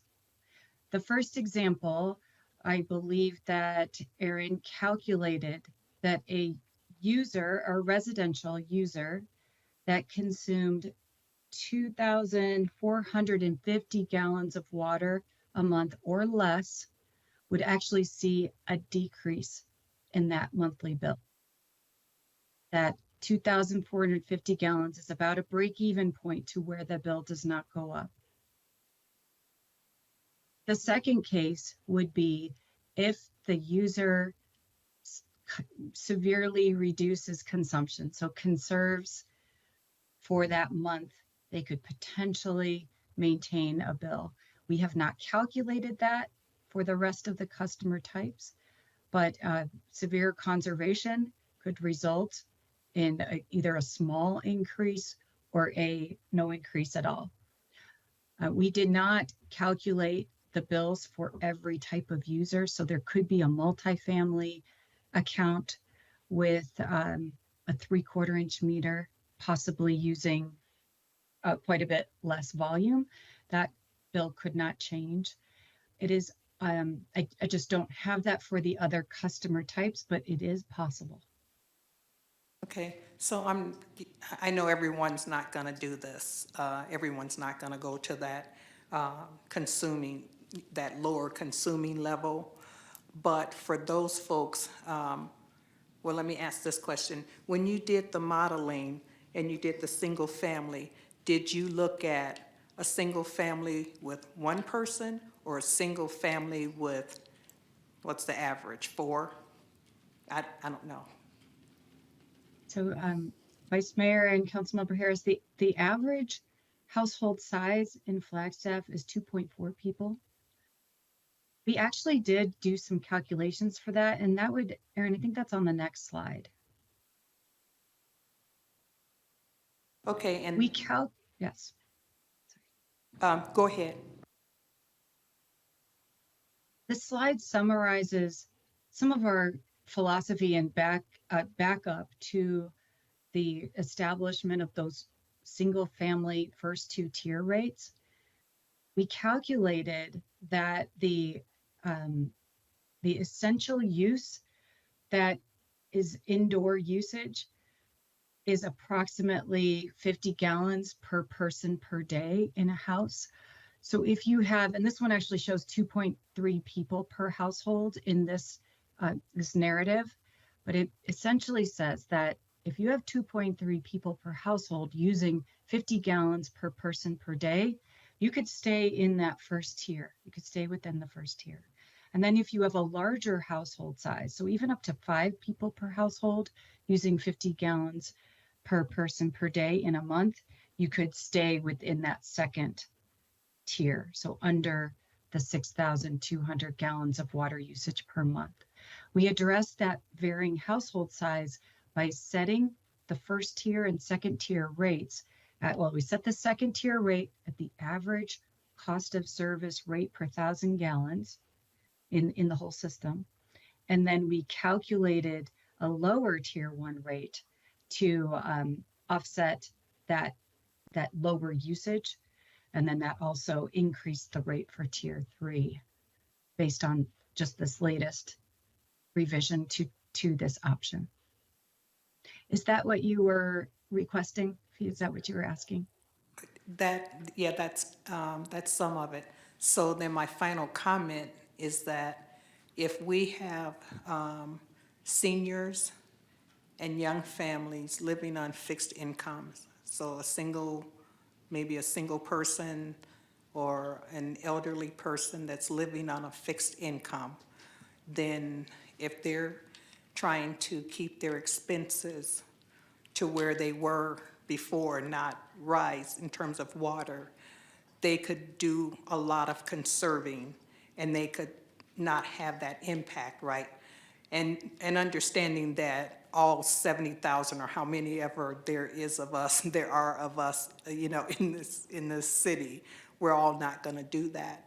But it might be helpful to see if some of our other offices or programs could maybe put something together that would help those folks who may be experiencing some hardship. And I know that there are programs, but a lot of people are very proud. And if they can do something themselves, they'd rather do it themselves than ask for help. And so if we could provide some information that would be helpful to them, I think that would help people. Because we know we have to do this, but we can help some folks. Okay, thank you. Thank you, Councilmember Harris. Great questions and great comments. Councilmember McCarthy. Well, thank you. I don't have any questions, but I have some suggestions on how to make this mass of numbers more understandable. For instance, on the chart that's up right now, if I understand correctly, that is the total bill, which equals the volume charge plus the fixed charge. Is that correct? Well, we should say that. We should say that on that chart, because unless we write it on there, we don't know. Could you go, Aaron? Could you go back one slide? Okay, so on this one says volume charge. That's good. Thank you. Aaron, back one more. And this one, where it says current rate and fixed charge, blah, blah, we should write on there that this is the fixed meter charge. I believe that's what that is.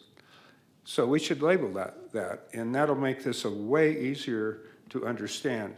The other thing I did to my copy is I drew some lines, because all of these just blend together. So Aaron, after the meeting, I'll show you what I've done to mine. And I'm only saying this because it'll help people that try to understand this, understand it better. I'll leave it at that. Thank you. Go ahead, Councilmember Sweet. Thank you. Aaron, I'm just wondering if you can remind us, how long has it been since we have done this process and looked at the rates?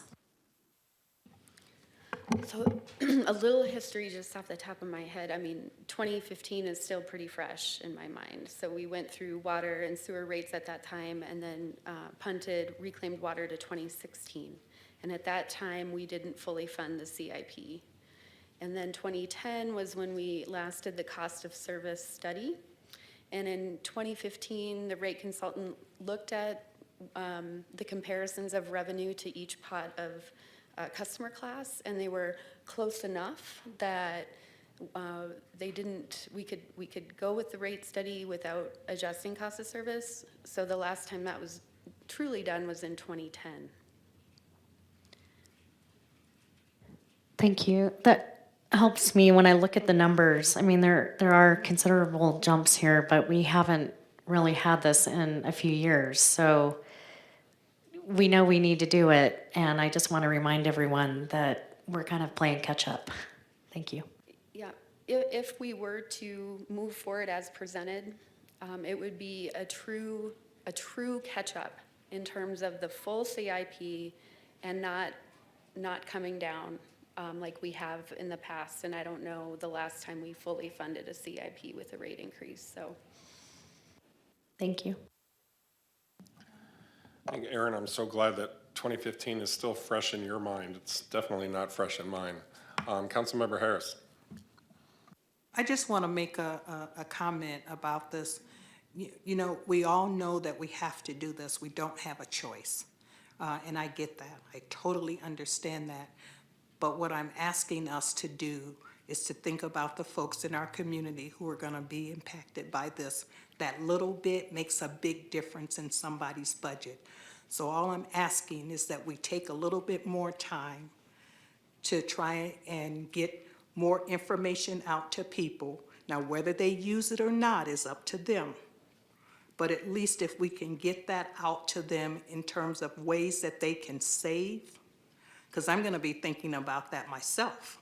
So if we can think about ways that they can save, ways that they can cut their consumption that they may not have even thought about, then that will be helpful to them. And so, Councilmember, I really do hear what you're saying. I definitely hear that. And we don't have a choice. We have to do this. But we can also think about how we can help our community. Thank you. Councilmember Harris, I hear what you're saying as well. You know, for a lot of people in this community, $1 change in the budget can mean the difference between getting a haircut that month or buying a loaf of bread. So these things really matter at one end of the scale a lot more than they do at the other. I just appreciate you being cognizant of that and bringing voice to it. Aaron, did you have anything else you wanted to say, or? I think we can proceed. Okay. Yeah, so what are we looking at here? Carol, you want to take it away with the council direction? Sure. At this point, we would like to get your opinions on the direction for the actual option 3 revised versus the previous option 3, which is the change to the single family volume tier rates.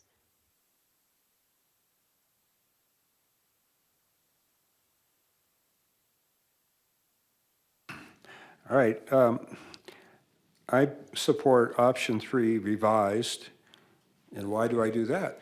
Because it lowers the cost for people that are really good conservers, people that are using less water. It rewards them.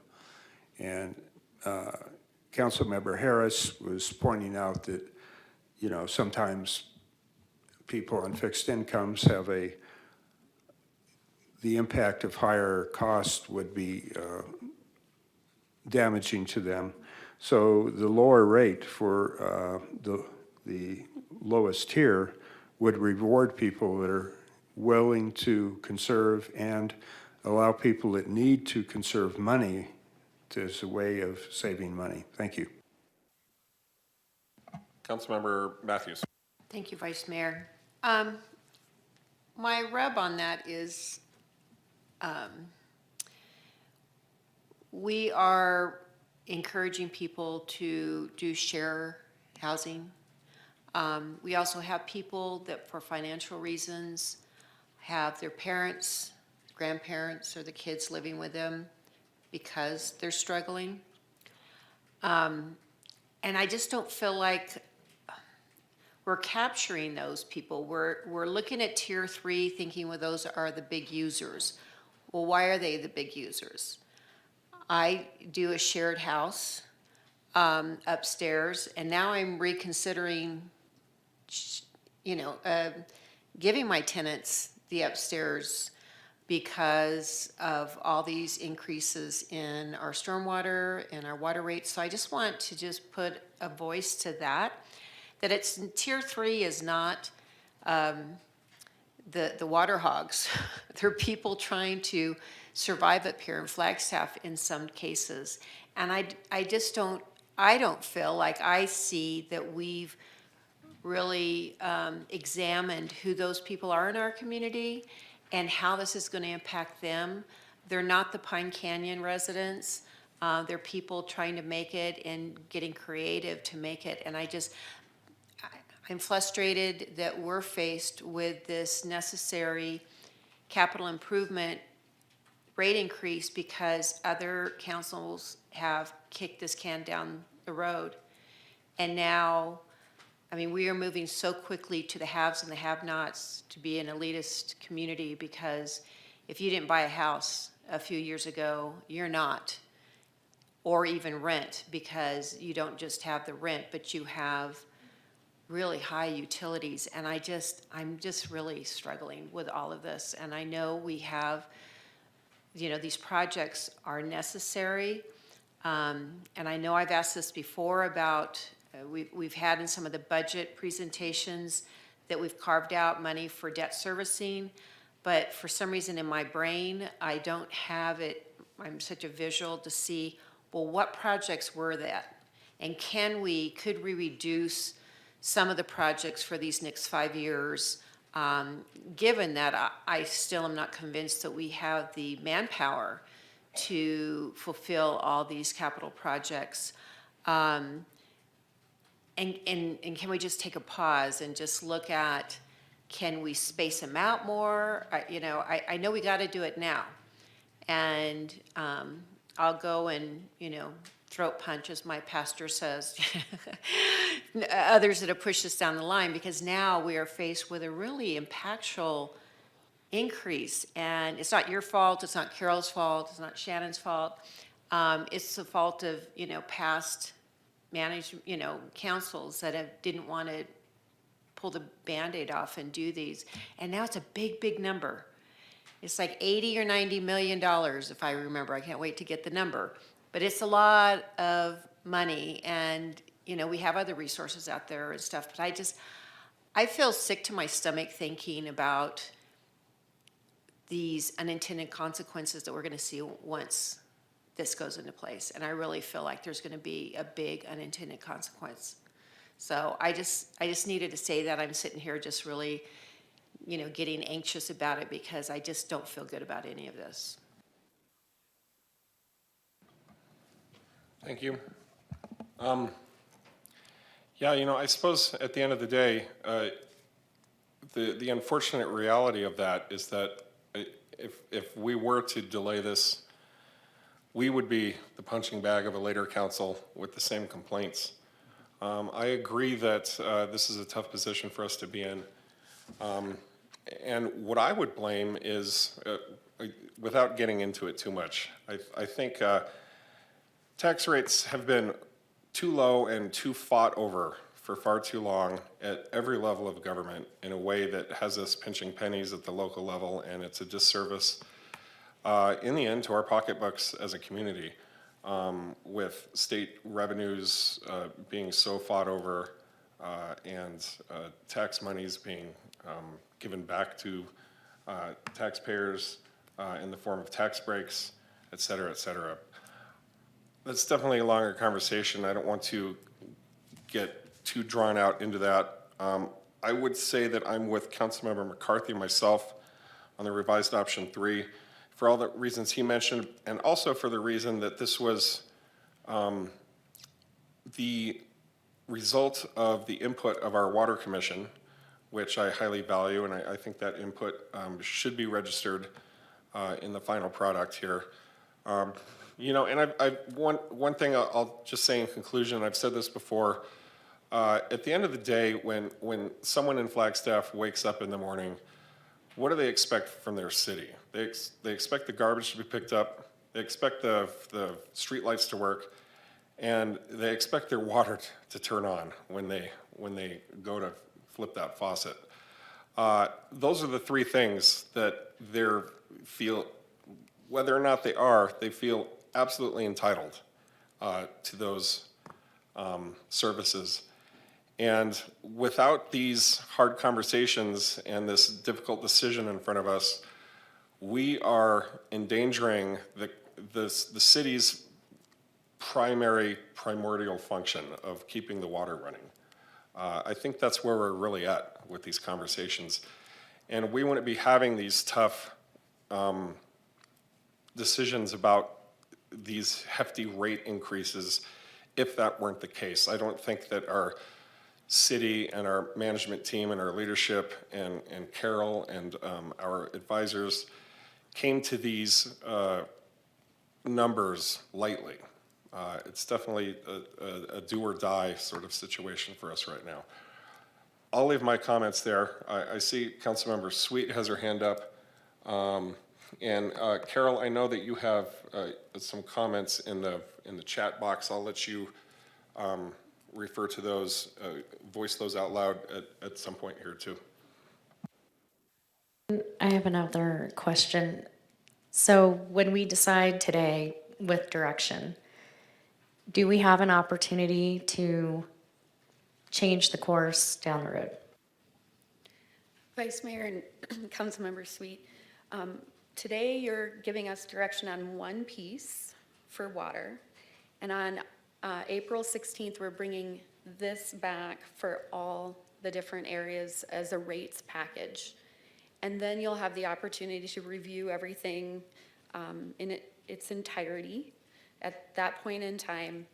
And you can have those discussions. Well, what are the levers that you have? What are the assumptions within this rate study that you might consider adjusting?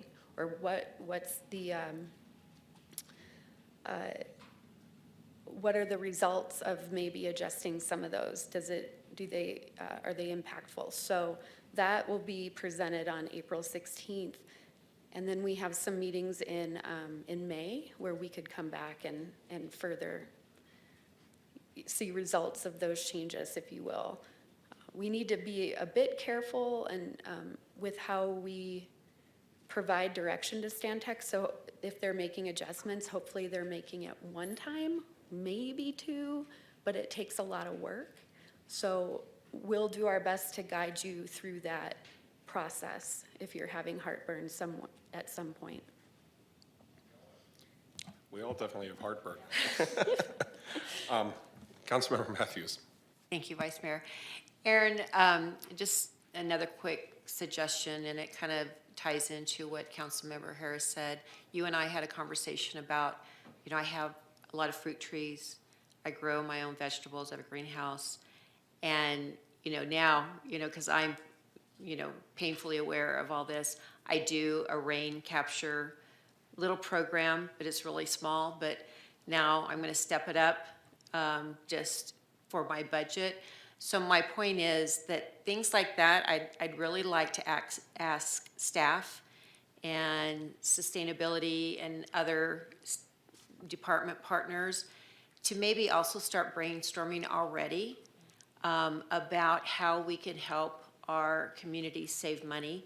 Because once again, some of those big water users are people that are growing their own food, growing their own, having their own trees. I have 7 trees that are fruit bearing.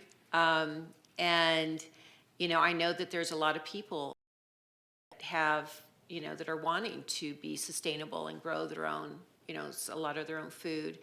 And we don't want to have an unintended consequence of people stopping to do that because they have to cut back so much on water. So I'm trying to be ahead of the game myself, but I think if we maybe had more of a rebate program for some of our residents or people with a lower income, help them other ways to think about things that maybe they didn't care about before. And this is a great way for us to achieve not only our water conservation goals, but to also help us reach our sustainability goals and other things by making it more of a win-win all the way around. So just coming up with creative ideas and programs that can help our people that are more on a budget or people that want to live off the land a little bit better. I'll never forget a woman that I ran into at the, I forgot what the program was, but she lost her house because her husband had passed away. She didn't have a mortgage. She had bought her house in Southside. She didn't know or have the access to the internet and didn't know there was programs out there and lost her house because she couldn't pay the property taxes. And she was foreclosed upon, and then she was living in her car. So by then it was kind of too late to help her out as far as saving her house. But I just feel like this could be another one of those really sad stories that we hear in a couple of years because somebody just didn't know the resources out there. So I just encourage you and our other departments to, as we go through this, we know there's going to be some kind of rate increase, that we also look at ways we can help our community and reach all, other goals to make this a more productive, healthy community. Yeah, absolutely. Councilmember Harris, one last comment. That's what she said. I'm just One repeating last it. comment, I promise. So when I'm asking staff to do things, I'm not asking you to do a whole bunch more work. What I'm asking people to do is to think creatively outside of the box. And we don't have to make it fancy. We can just put ideas on a piece of paper or a card or whatever. There are going to be 3 resilience hubs in this community. And getting that information to those 3 resilience hubs so that they can get it out to the 3 historically underrepresented neighborhoods where they're gonna be located would be really, really helpful. And so that's how we can use other resources or other organizations to help us get that word out to people. And again, if they use it, great. If they don't, at least we know we put it in their hands. Okay, thank you. I'm not sure we have direction yet. Aaron, do we need to go around the room and sort of clarify that? I think my position was clear. I think Councilmember McCarthy spoke. And I think we need to hear on the record from the rest of folks where they're at specifically. Vice Mayor, I am option 3 revised for the same reasons that Councilmember McCarthy stated. I'm with that too. Actually, it looks like we have consensus on that. Councilmember House had to step away, and the mayor's not with us this afternoon. Carol, thank you so much. I don't know if you had anything else you wanted to add. You did have something in the comments. Really appreciate everything you've done, your organization, and the expertise that you bring to this. Gives us a lot of confidence moving forward, even as we are anxious about what this is going to mean for our community. Love your team's set up there, by the way, too. You look like a Rembrandt painting with us this afternoon. Do you have anything to add? Thank you, Vice Mayor, members of council. I do. And in response to Councilmember Matthews' question about the water capital plan, over the next 5 years, we're looking at $208 million. So it is a large number. And I also would like to offer a couple other things. I really need to thank your staff. So Erin Young and her group have been instrumental in all of this. So they've been working extremely hard to help us through this. We do have the second piece of our presentation if there are, but I do thank you for your direction on the water rate structure. Yeah, I think let's move on. Yeah. Okay, great. We are next going to go back to the reclaimed water rates. If you recall from last week, we were proposing that the reclaimed water rates remain at that policy level of a certain percentage of potable water. And there was a request to take another look at that. The schedule that you're seeing, in the 2 schedules you're seeing in front of you, the top table are the volumetric rates for reclaimed water currently. And then the bottom table are the proposed reclaimed water rates for fiscal year 2025.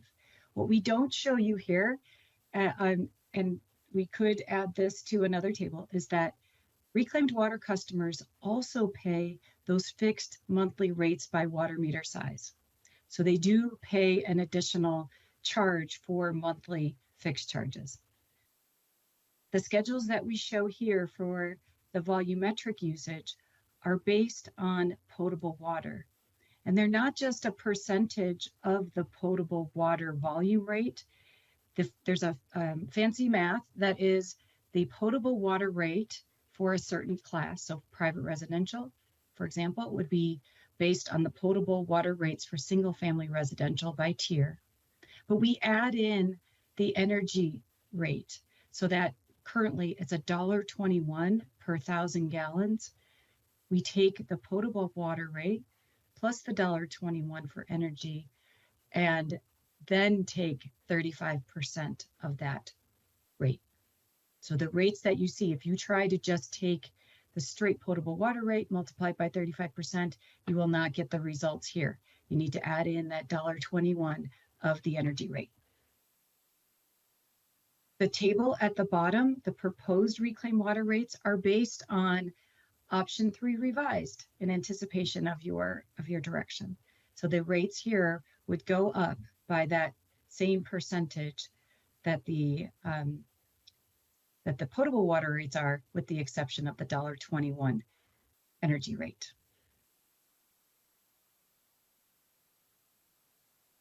Next, we'd like to talk about this because there were some questions regarding, well, you know, why don't we increase these percentages of potable water rate? What are typical practices? Didn't you do any analysis? And I would like to just review that we did not discuss this last week, but Stantec did start a reclaimed water cost of service analysis. We ended up pausing that. This was back in December when we had discussions with staff regarding the city's policy of charging reclaimed water rates based on that percentage of the potable water rates. So we paused our discussion. However, when we were compiling the base budgets from finance and from staff, and when we were looking at the options for the projected capital improvement project needs, we determined that the current reclaimed water rate revenue and the projected reclaimed water rate revenue under the scenario that was provided to us, that was the guidance from last October, we see that these rate revenues recover the costs of operations and maintenance that are allocated for reclaimed water. So your staff take a proportion of the distribution system costs, so to get the water to the customers, a share of the costs at the Wildcat reclamation facility for production of reclaimed water. Same thing for a share of costs of production at the Rio facility. So these are all recovered through that, the current reclaimed water rate and the projected reclaimed water rate. We also include a proportion of operating capital. This means repairs and maintenance of pumps, replacements of equipment that are needed to provide reclaimed water to your customers. The rates also recover a portion of those shared services costs. So these are the costs that, that each enterprise fund, so water, wastewater, reclaimed water, and stormwater, pay to have city services such as finance and human resources, IT, the billing for these services. These are all shared by the enterprise funds, and those costs are included in this cost of service for reclaimed water. So these are all part of that rate, and it's about $1.1 million currently of reclaimed water rate revenue.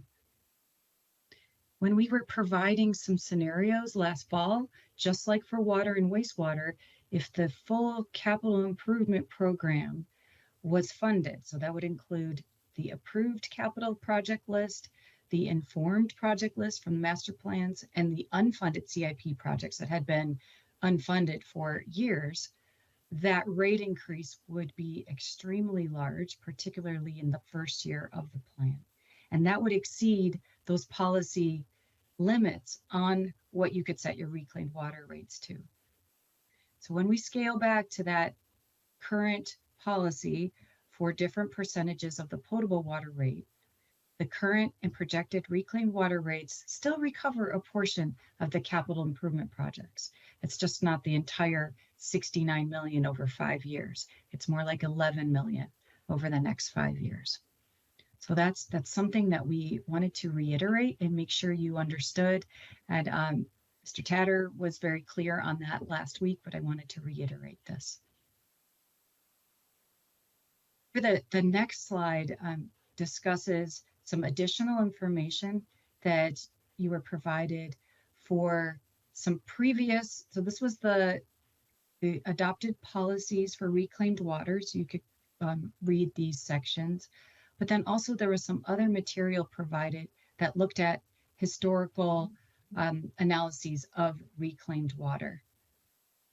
Westwater Research did a study of reclaimed water pricing and the economic value of reclaimed water. So that was back in 2021. I'm not sure if you've gotten a chance to read these documents, but they're really informative and help understand the value of reclaimed water in the city and across the state. And I have to say, a part of another reference is one of Stantec's own products, where we surveyed reclaimed water utilities across the United States. But that also was referenced in the Westwater Research memo.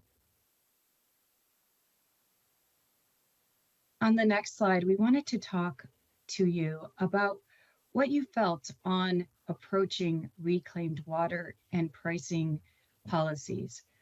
We wanted to have a discussion about the pricing of reclaimed water currently to recover your reclaimed water costs, and also to determine, are there any changes that you see that you would like to investigate so that we could bring that back to you on April 16th. As you can see from the slide, we have two options that we're posing for you today. We always give you options. Option one is to leave the policy as is, to charge the reclaimed water rates at a percentage of potable water rates plus that energy charge. So this would be allowing you to continue forward with still raising those reclaimed water rates. They would still go up based on the water rate increases. And you would still be able to fund a small amount of projects, capital projects. But you could continue to negotiate with your customers that have contracts with the city, and you could still look to valuing that reclaimed water resource and determine what your path forward would be. I know there have been some phrases that we've heard, kick the can down the road, etc. And this is really a matter of seeking the next step. So taking one step at a time for reclaimed water. So still increase those reclaimed water rates at this moment, but then look for further revisions going forward and coming back to you for further discussion. Our second option was to actually increase that percentage of the reclaimed water rate, that is of the potable water rate. So as an example, the table that we showed you earlier had many of the different customer types. Their reclaimed water rate is set to 35% of the potable water rate plus the energy rate. A 1% increase in that percentage of the potable water rate would generate some additional revenue. And actually, Aaron doesn't know this, but I did the calculations, and it varies. It's not, if you increase the percent of potable water by 1%, you think that the revenue would increase by 1%, but that's not true. It actually goes up higher than, it's approximately 2%. So you get a 2% increase in your rate revenue, which for reclaimed water is approximately $30,000 a year. What does $30,000 a year get us? Well, it won't accomplish too many projects. However, any increase in revenue could help support all of the existing operating capital, bolster fund balances for the next project, reduce the borrowing if there's additional borrowing, or reduce the current debt payments. So there are benefits to increasing revenue collection on that reclaimed water side. And most of it is to prepare for the next step. So prepare for potentially funding another project that in the current plan may not be funded. So I'm going to pause here and ask you if you'd like to talk through these. Does it make sense to adjust that percentage of that potable water rate?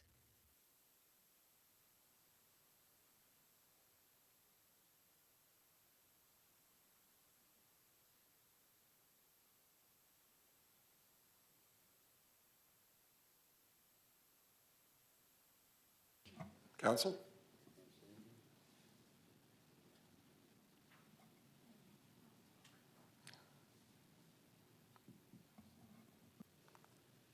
So I do have some thoughts on this. I'm leaning towards option one. I don't want to kick the can down the road too far, but I do feel like this is a very big discussion, and I don't want to squeeze it into what we're trying to accomplish in this other rate study. As long as I can have an idea that this won't be too in the distant future that we have this larger conversation. I don't believe that a 1% increase and kind of willy-nilly doing that tonight is where I want to go. I want to have a meaningful, robust conversation. Thank you. Let's go around the room here. Okay, thank you. I definitely think that we should bring reclaimed water planning back to council. And like Ms. Sweet said, you know, I'm not envisioning 2 years from now. I'm envisioning, you know, not like 2 weeks from now, something on the order of 6 months or whatever. And I philosophically think that reclaimed water should pay for their cost of services just like everybody else does. As far as the 1% now, I'm kind of ambivalent on that one way or the other. But I do think that we need to study reclaimed water rates in detail and do that fairly soon based on cost of service. Thank you. Thank you. I'm, you know, ambivalent's a good word for this, but not disinterested. I would support option 2, I think. I can understand the reasons why to do that. I also very much can appreciate why folks around this table wouldn't want to go there quite yet. So I'm not sure where that puts me. I suppose I'm a supporter of option 2, but I completely understand if council takes a different direction on this. I'm going to go with option 1, to bring it back. I guess that's, yeah, well, we're going to, yeah, bring it back to us. In, I think 6 months would be good. I'm also in favor of option 1, and I think that definitely we need more of a robust conversation about it to understand what projects are really needed or desired, what the benefits, we know the benefits, but for each project, how far down the line that'll get us. So I think it's a more detailed conversation instead of just throwing out a 1% or let's do 2%, okay, maybe 4. You know, I'd like it to be a little bit more purposeful and really understand, so the public understands, like, when we do this rate increase, what does that do to, you know, our water sources as a whole? And just as a side note, I would like to see when we visit this, I think it's on the 16th, I'd love to also have a calculator for the stormwater rates that we've approved last year that no one's felt the effects of, because I really want to have, I'm a visual, and I really want to see the overall, you know, that's kind of been forgotten, not from me, but people aren't paying attention to it, and I think that we really need to see the full impact.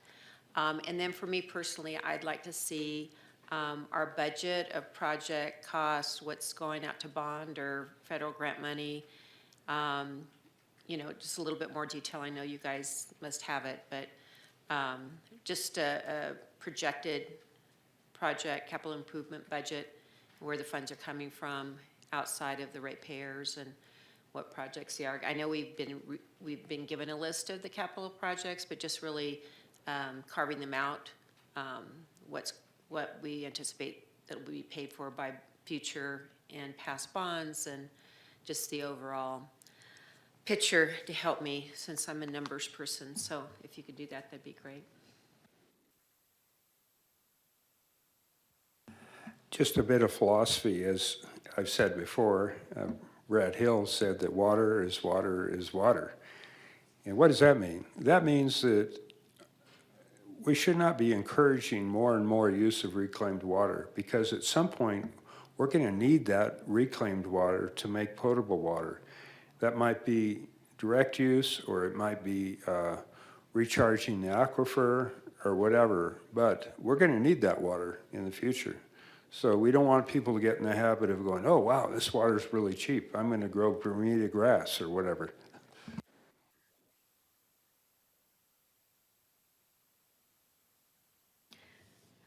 Vice Mayor and Council, thank you. You've provided us the direction we asked for. And Carol, thank you. I think you're off the hook here. I just have a couple updates for Council.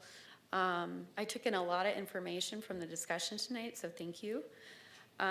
In public outreach, just wanting to note this big event for us on April 8th at the East Flagstaff Community Library. A lot of Water Services team members will be there to talk to the public about what it is we do in water services. We can provide them with their, we'll have the rate calculator where we can type in people's information and give them the difference. For the next 5 years for water and sewer, the rate calculator, we don't think it'll be ready yet. It might look kind of like this example from Gilbert. They'll just enter in some information and it'll spit out the updated rates. We'll let you know when the rate calculator is ready. The Daily Sun did publish our press release. However, they had April 1st. Yeah, so they're updating that for us, and we notified the East Flagstaff Library that it wasn't yesterday. I don't know, maybe that was an April Fool's joke from the Daily Sun. I don't know if they'd be that mean. But, so please attend our event on next Monday. Well, yeah, we're missing some staff because they'll be in Texas, so. Please do. Aaron, on your sample for the calculator, I noticed it here on one of your slides. We have 4 tiers for single-family residents. Then this, I'm assuming, is the example of a single-family residence with 4,000 gallon usage a month. So that doesn't really tell them if they're in tier 1, 2, 3, or 4.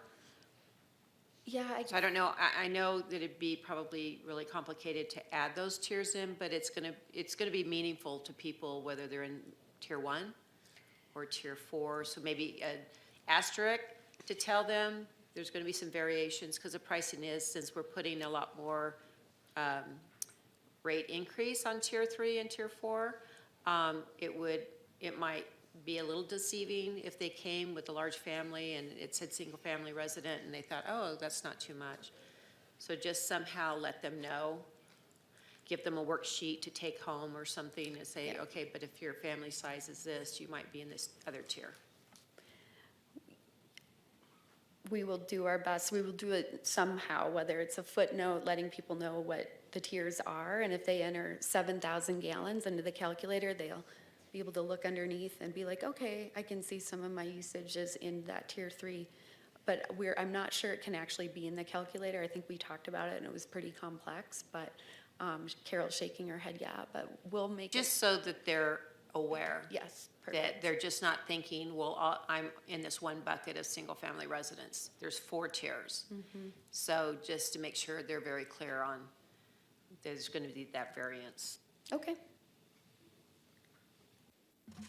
Aaron, anything coming up on Earth Day? I noticed we kind of have some things listed for April here. I didn't see that, but I'm sure you got something going on. Yeah, we will be tabling, Vice Mayor, we will be tabling at Earth Day for the rate study. The rate calculator should be ready at that point. And we'll have information about how the different increases will have handouts and such, so. And we'll be collecting comments, comment cards. People can go into our website and add comments. And I just wanted to go over next steps in a little bit more detail since we're getting to kind of towards the end here. April 16th, that notice of intention to change rates and fees, Stantec will present the entire rates package. And that'll include the 5-year rate schedules, impact to customer classes, so that you have the information you need to fully consider the proposals. And the draft report of the rate study will be released, posted to the website on the 19th. That's a requirement by law. And we'll ask if you want to review that report, you're welcome to. We'll share that with the Water Commission on April 18th, and we can take comment on the report. May 7th, we're scheduled to check in with you on that date. You can provide us your feedback, and we'll keep working through this as an iterative process through May. And May 21st would be a check-in with City Council. And actually, I'm sorry, June 4th would be the last update to City Council before that first read. So that is, any questions about the process that we can answer? Or any requests? Okay, thank you. Aaron? Yeah, I think we're done.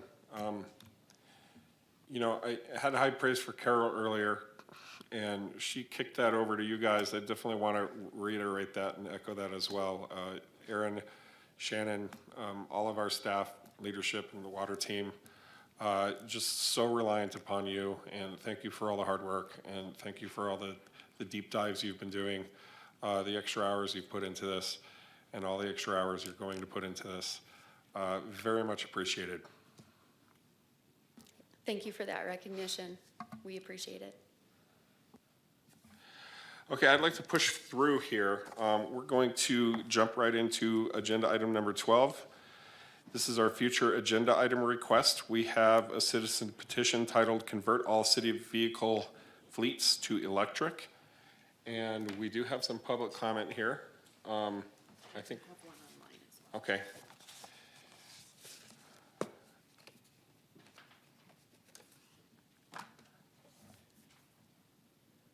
Nicole, are you going to present to us, or are you just here in case you're needed?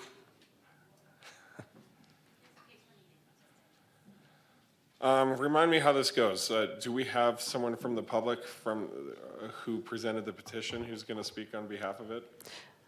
Vice Mayor, our first public speaker card is from Ms. Stevenson. Okay. She was the petitioner and can provide those first comments. Wonderful. Let's go ahead and start up with public comment here. Get this discussion going. Jill, come on down.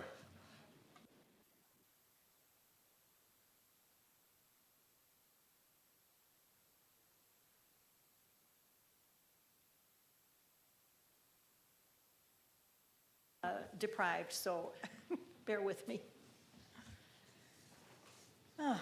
Greetings, Vice Mayor and Council. I'm Jill Stevenson, a volunteer with Northern Arizona Climate Change Alliance.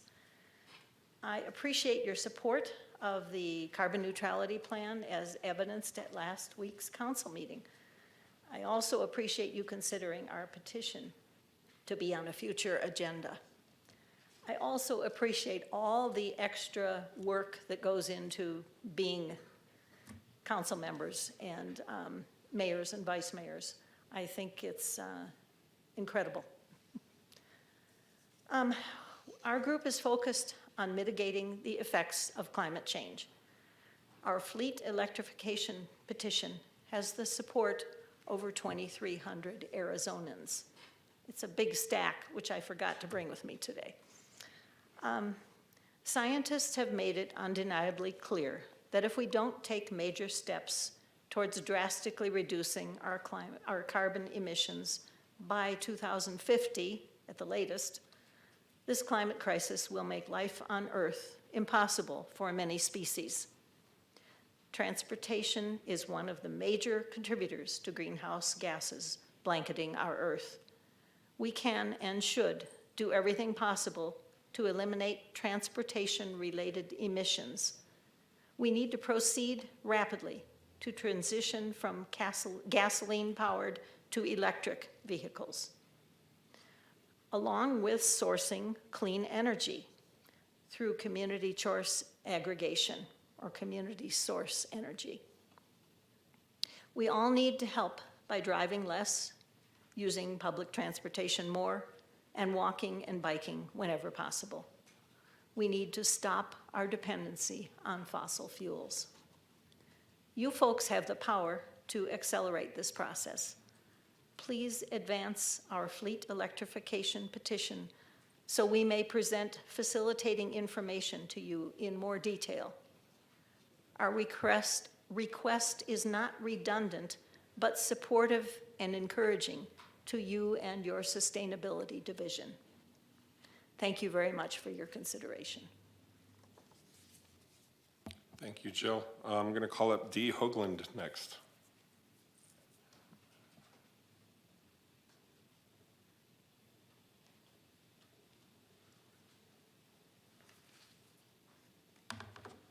Good afternoon, Vice Mayor and Council. I have to apologize, I'm going to repeat a lot of what Jill said.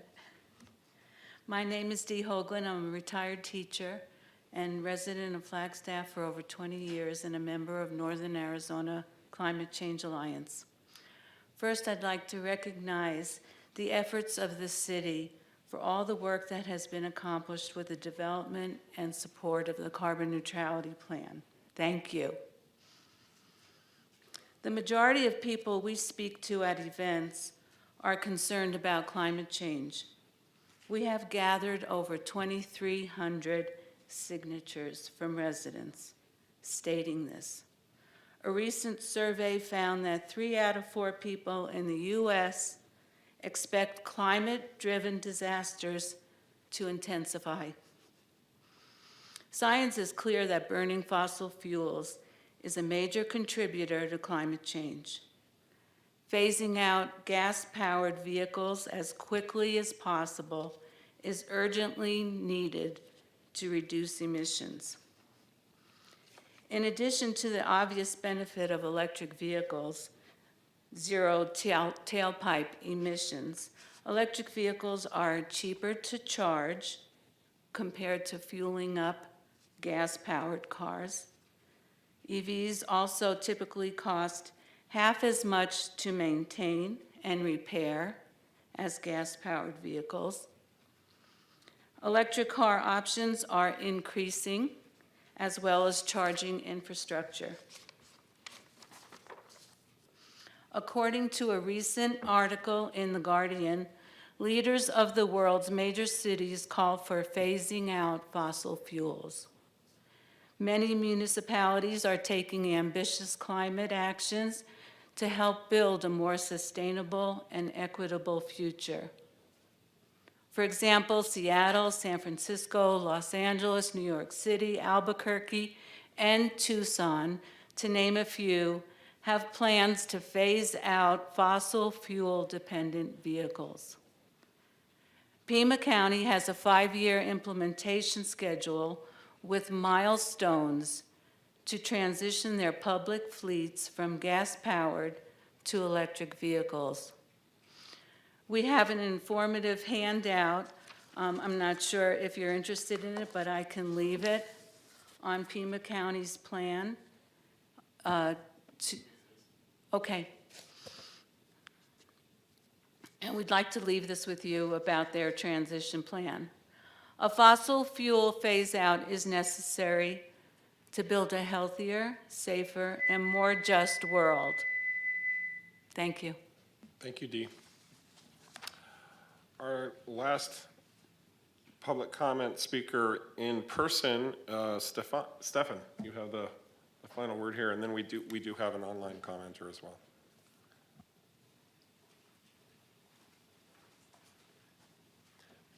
Vice Mayor, Council, City staff, citizens of Flagstaff.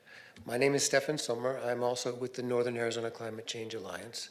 I think you all have heard that from me before.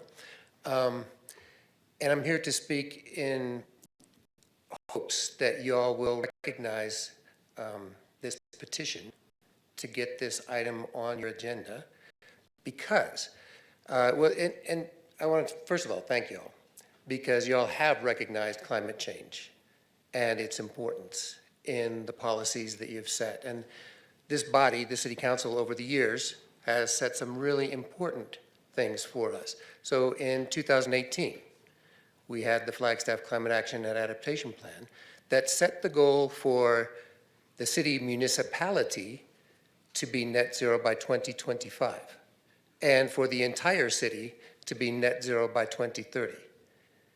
In 2019 or 20, you guys declared a climate emergency in recognition of what science is telling us is here already and what's coming in the near future.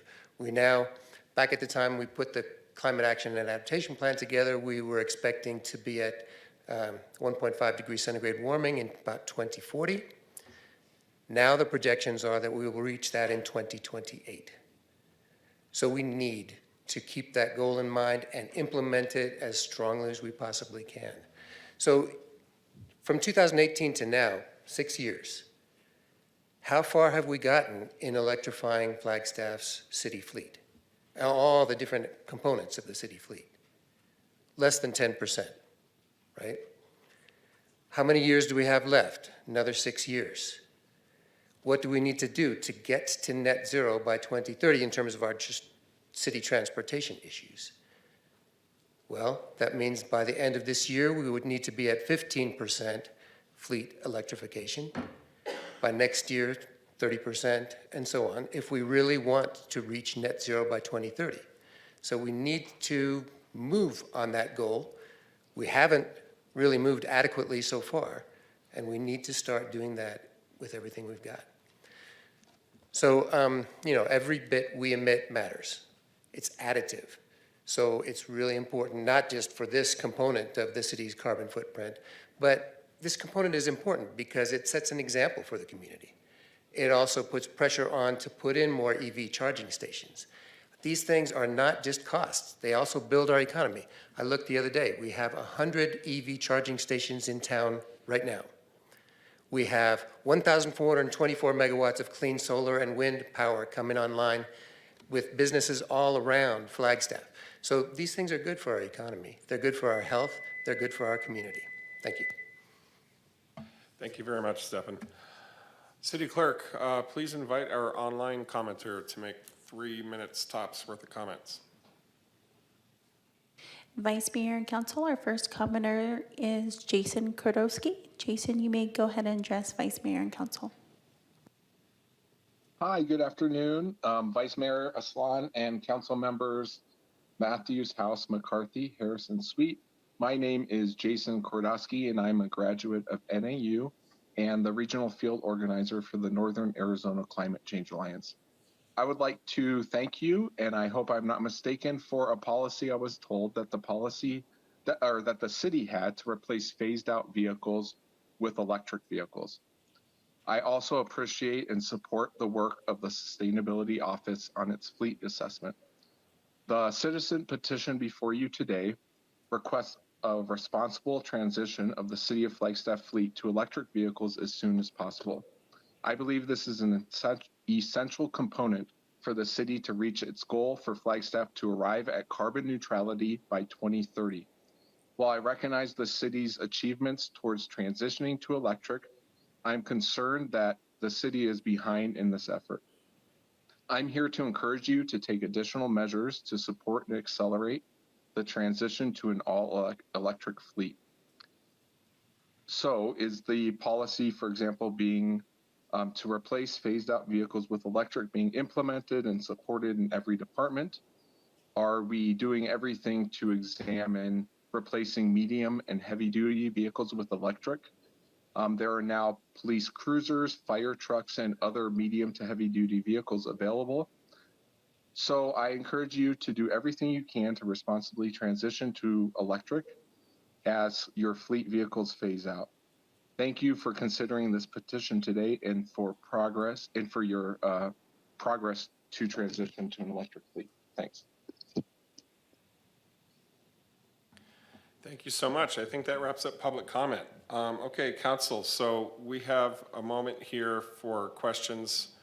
I did want to remind everybody that the petition today is not for discussion, but only to determine if there are 3 votes to move this topic forward for discussion. So if you have any questions, I do have a question. Nicole, if you want to start making your way up there. this is the time to do that. Otherwise, we'll just sort of get we'll take a census on whether or not this should move forward. Nicole, sorry to put you on the spot, but did anyone else have any questions first? I don't need to start. Sorry, I apologize for that. I'm not used to having this mic here.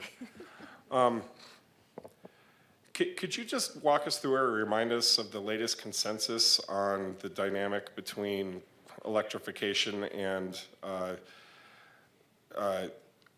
running through current gas combustion vehicles, running them to the ground, for example? You know, I have a 2005 Toyota Matrix. It's still part of my fleet. My family has a fleet of 2 vehicles. One of them is a hybrid, one of them is a 2005 Matrix. It's got 350,000 miles on it. I'm sure it's good for another 50 or 60. We're gonna run that thing into the ground before we replace it. My view on that is that it's better for the environment to fully use up the vehicles that are already out there. I'm sure you can talk more authoritatively about that. Vice Mayor and Council, Nicole Antonopoulos, Sustainability Director. Thank you. I will say I am joined here this evening by Jen Brown, our Facilities and Fleet Section Director, and Nate, I'm sorry, I think I'm gonna slaughter your last name, Narkowski? So close. Our Fleet Manager also. So as somebody whose last name gets chopped up a lot, thank you. And so currently there has been reference to the 2018 Climate Action and Adaptation Plan, which first set the city's goals in terms of fleet electrification and the transition of our fleet. Currently, we do have an EV first goal, and that means when a vehicle has run its course through attrition, that the replacement shall identify an EV first or hybrid second, or if none of those vehicles are available, then a combustion engine will be brought forward for consideration. So currently, we have 11 electric vehicles in our fleet. 5 are currently on order. We are also focusing on the infrastructure. And so when we talk about fleet electrification, and feel free to step up, Nate or Jen, at any point. There are a lot of puzzle pieces that have to be considered. And so what we will be actually speaking to the council about next Tuesday is our infrastructure assessment, which was funded by APS, that had an opportunity to essentially I'm going to get my notes out, but identified opportunities to integrate electric vehicles into our fleet, and so planning for future charging infrastructure. So when we talk about, we have a variety of needs of our fleet, and within that context, we've got our sedans and then we've got our heavy duty fleet. So we've got a wide range of fleet uses, and by no means is this my area of expertise, but to your question and to your point, we have looked at our approach as replacement and replacing vehicles that have lived their vehicle life and then moving into electric fleet. There's a fiscal responsibility or fiscal discussion when we talk about full fleet electrification as well as the infrastructure needs. And again, we will be here on April 9th to have a further discussion about the fleet electrification assessment that we partnered with APS on. I would also like to add, and I just want to give a shout out to Danae Pressler, who's also on the call, but sent me a few talking points just in case we were asked up. We currently have 26 electric vehicle charging ports, which were funded through APS's program, so those were grants. And then we are in the process of installing 16 more chargers through our energy conservation contract with Noresco. Anything you want to add to that? Okay. Thank you very much, Nicole Antopoulos. Councilmember Matthews, you had a question too. Thank you, Vice Mayor. Just a couple. I remember just a few months ago, I think the police department had to come back to us because we could not fill the orders for EV cruisers for our police department, and it really put us at a deficit in being able to serve our community. And so right now, I mean, I've always thought we are going on a really good pace to replace, especially since the inventory is not quite there yet. There's long lead time, and as we found out with the police cars, once we eventually get the vehicles, then there's the whole revamping of them, which put our law enforcement really, having to double up and not having the cruisers to go respond. So I was a little concerned about that. But, so that was just a comment. But my other question is, and this is kind of, it might have been better to have this conversation or this consideration after your presentation, because I know technology keeps changing, opportunities keep changing, and so there's probably a whole lot of information you're going to present to us this month. But to make this tweak in our goals and our approach to electrification, we would have to go in and make some revisions to our carbon neutrality plan. No, and Councilmember Matthews, so if you're saying the fleet electrification accelerating it, the goals are clearly laid out currently in transitioning the fleet. We are not close to meeting those goals. So it's not spelled out that it's replacing aged out vehicles. Apologies, I don't think I stated that well. We have the full fleet conversion as in our goals. We, as a city, are not yet meeting those goals. Right, and so in the plan, although I've read it several times, I don't remember this I know it's your section. favorite. It doesn't spell out our Like the our process. methods. Right. Okay. Correct. And that's what the assessment that we're going to be discussing with the council next week is going to really help, because we have to understand the infrastructure needs that are necessary to have a full conversion of our fleets.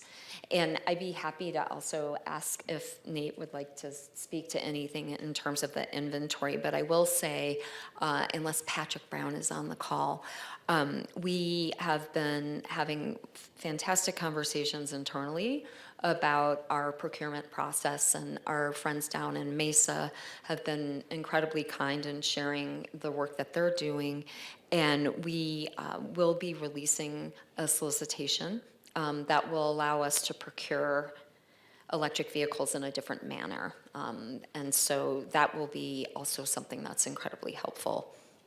I think there's going to be a lot of great information that you're going to bring to the table in a couple of weeks, so that'll really help us. Thank you. I have another question. And, you might not be the perfect person to answer this. It's a bit of a pop quiz. Maybe it's something you can speak to more next week as well. How familiar are you with where the county is at in this whole process? What are their electrification goals? Vice Mayor, I'm a little concerned that we're in the discussion already. And the petition is being presented tonight as a fair, where 3 council members need to give support for moving it forward. Instead, we're really into the substance quite a bit. That totally up to you as the chair of the meeting, but I'm just pointing it out from a procedural perspective.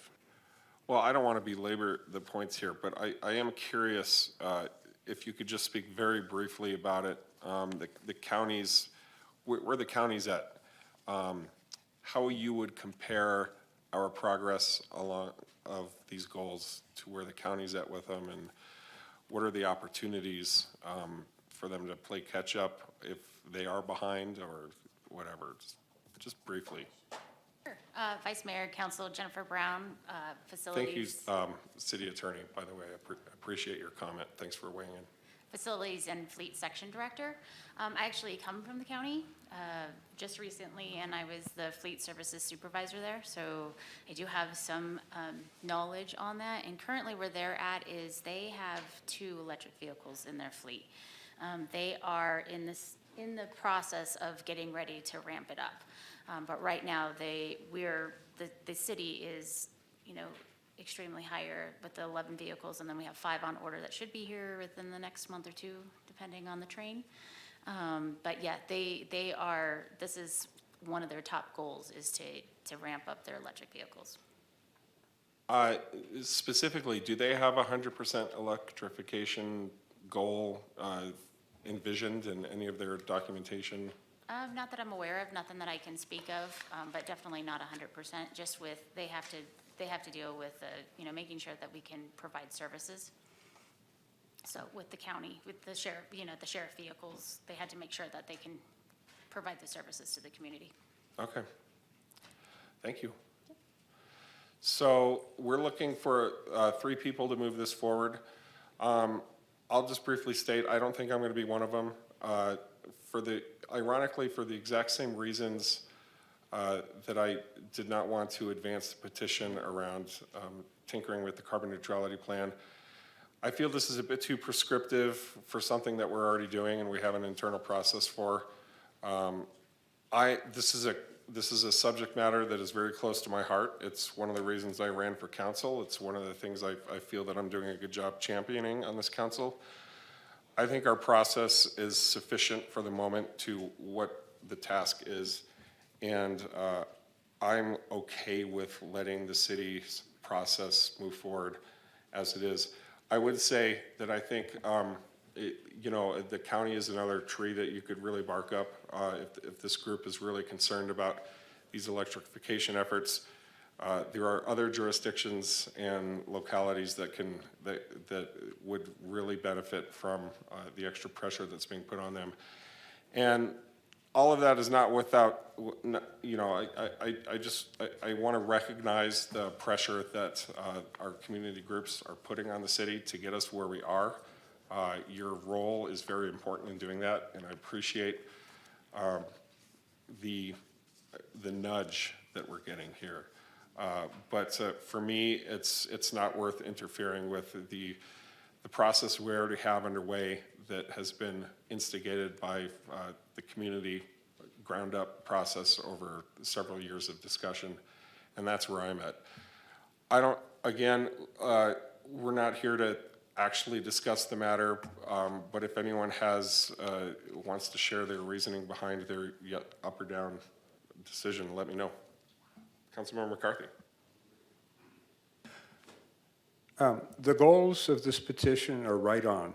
I totally agree with them.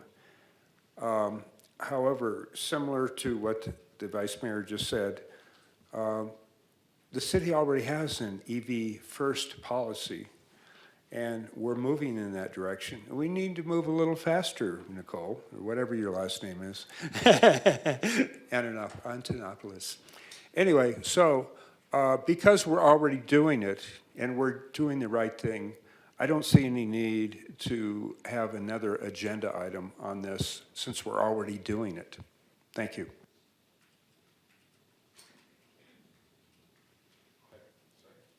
Thank you, and thank you for bringing this forward. I, too, agree with everything you're saying, but I believe the city is working towards exactly what you want, and I appreciate the efforts, and I appreciate that you're nudging us and keep doing that, but I, too, am not going to put this forward because we are working towards this. It is top of mind. We talk about it a lot, and Nicole and her team has been very responsive in knowing that this is a goal, so thank you. I'm not seeing any support for moving this forward at this time, so I believe that closes the discussion. Open call to the public is where we're at now. Agenda item number 13. City Clerk, do we have any? Not this evening. Public comments, okay. Moving on to number 14, informational items to, from, mayor, council, and staff, and future agenda items requests. I'll start with Councilmember Matthews. Thank you, Vice Mayor. I don't really have any requests, but I did just want to put in just a thought. Elections are, people are turning in their petitions and stuff, and I don't know that I know the full protocol, but I know I heard in the past that our vice mayor after elections can be by vote or by who got the most votes. But being a year on council now and seeing the demands and the requirement to have a little bit of seasoning under you, before we get too close down to November's election day, I just want to put a plug in there that I'm going to be championing that we vote on the best qualified and not just go on the highest vote count. Makes sense to me. Procedurally, I'm not sure what happens with that. It sounds like a fair, so we'll get it on the list. And Yeah, Mayor and Councilmember Matthews' counsel, it's actually prescribed in the rules of procedure that it's the highest vote getter. That said, if you're asking for a fair to change the rules of procedure on that prior to the end of the year, that would be a possibility. Okay, I thought I was under the impression that we had either or choice, so absolutely I want to make that a fair. was that all you had? Okay, Councilmember Harris. Nothing at this time. Nothing from me. Councilmember McCarthy. I just want to tag on to Ms. Matthews' comment. The current policy is that we give the vice chairmanship to the person that got the most votes in the previous, the just election. However, before it used to be that we would give that position to the person who'd been on the council 2 years and had gotten the most votes 2 years before. Why did we change it? I wasn't there then, incidentally. It was changed because they didn't want to allow a certain person to get the vice chairship. And I think it was a wrong move, and I support your fair. I strongly support it. I've talked to the person that got screwed by that process change, and I agree with you. So bring it on. The other thing I want to mention is that I had talked to the airport manager several times about thunder over Flagstaff, because that aviation event caused a lot of discomfort for people that were sensitive to noise issues, like my wife, who has a brain injury. And this year, we're not having thunder over Flagstaff. And in a way, I'm disappointed because I had hoped that we could do it in a way that they're not doing air tour rides right over the city, that they could maybe go over the forest or something. But if we're not going to do it, that solves the issue. So I hate to say it, but I'm glad. Thank you. Real quick, I want to remind everyone that Friday is First Friday Art Walk in downtown. And I will be reading the proclamation Friday for the Field of Hope dedication in honor of all children who died from abuse or neglect in the previous year. That's also Friday, 5 p.m. at the county courthouse.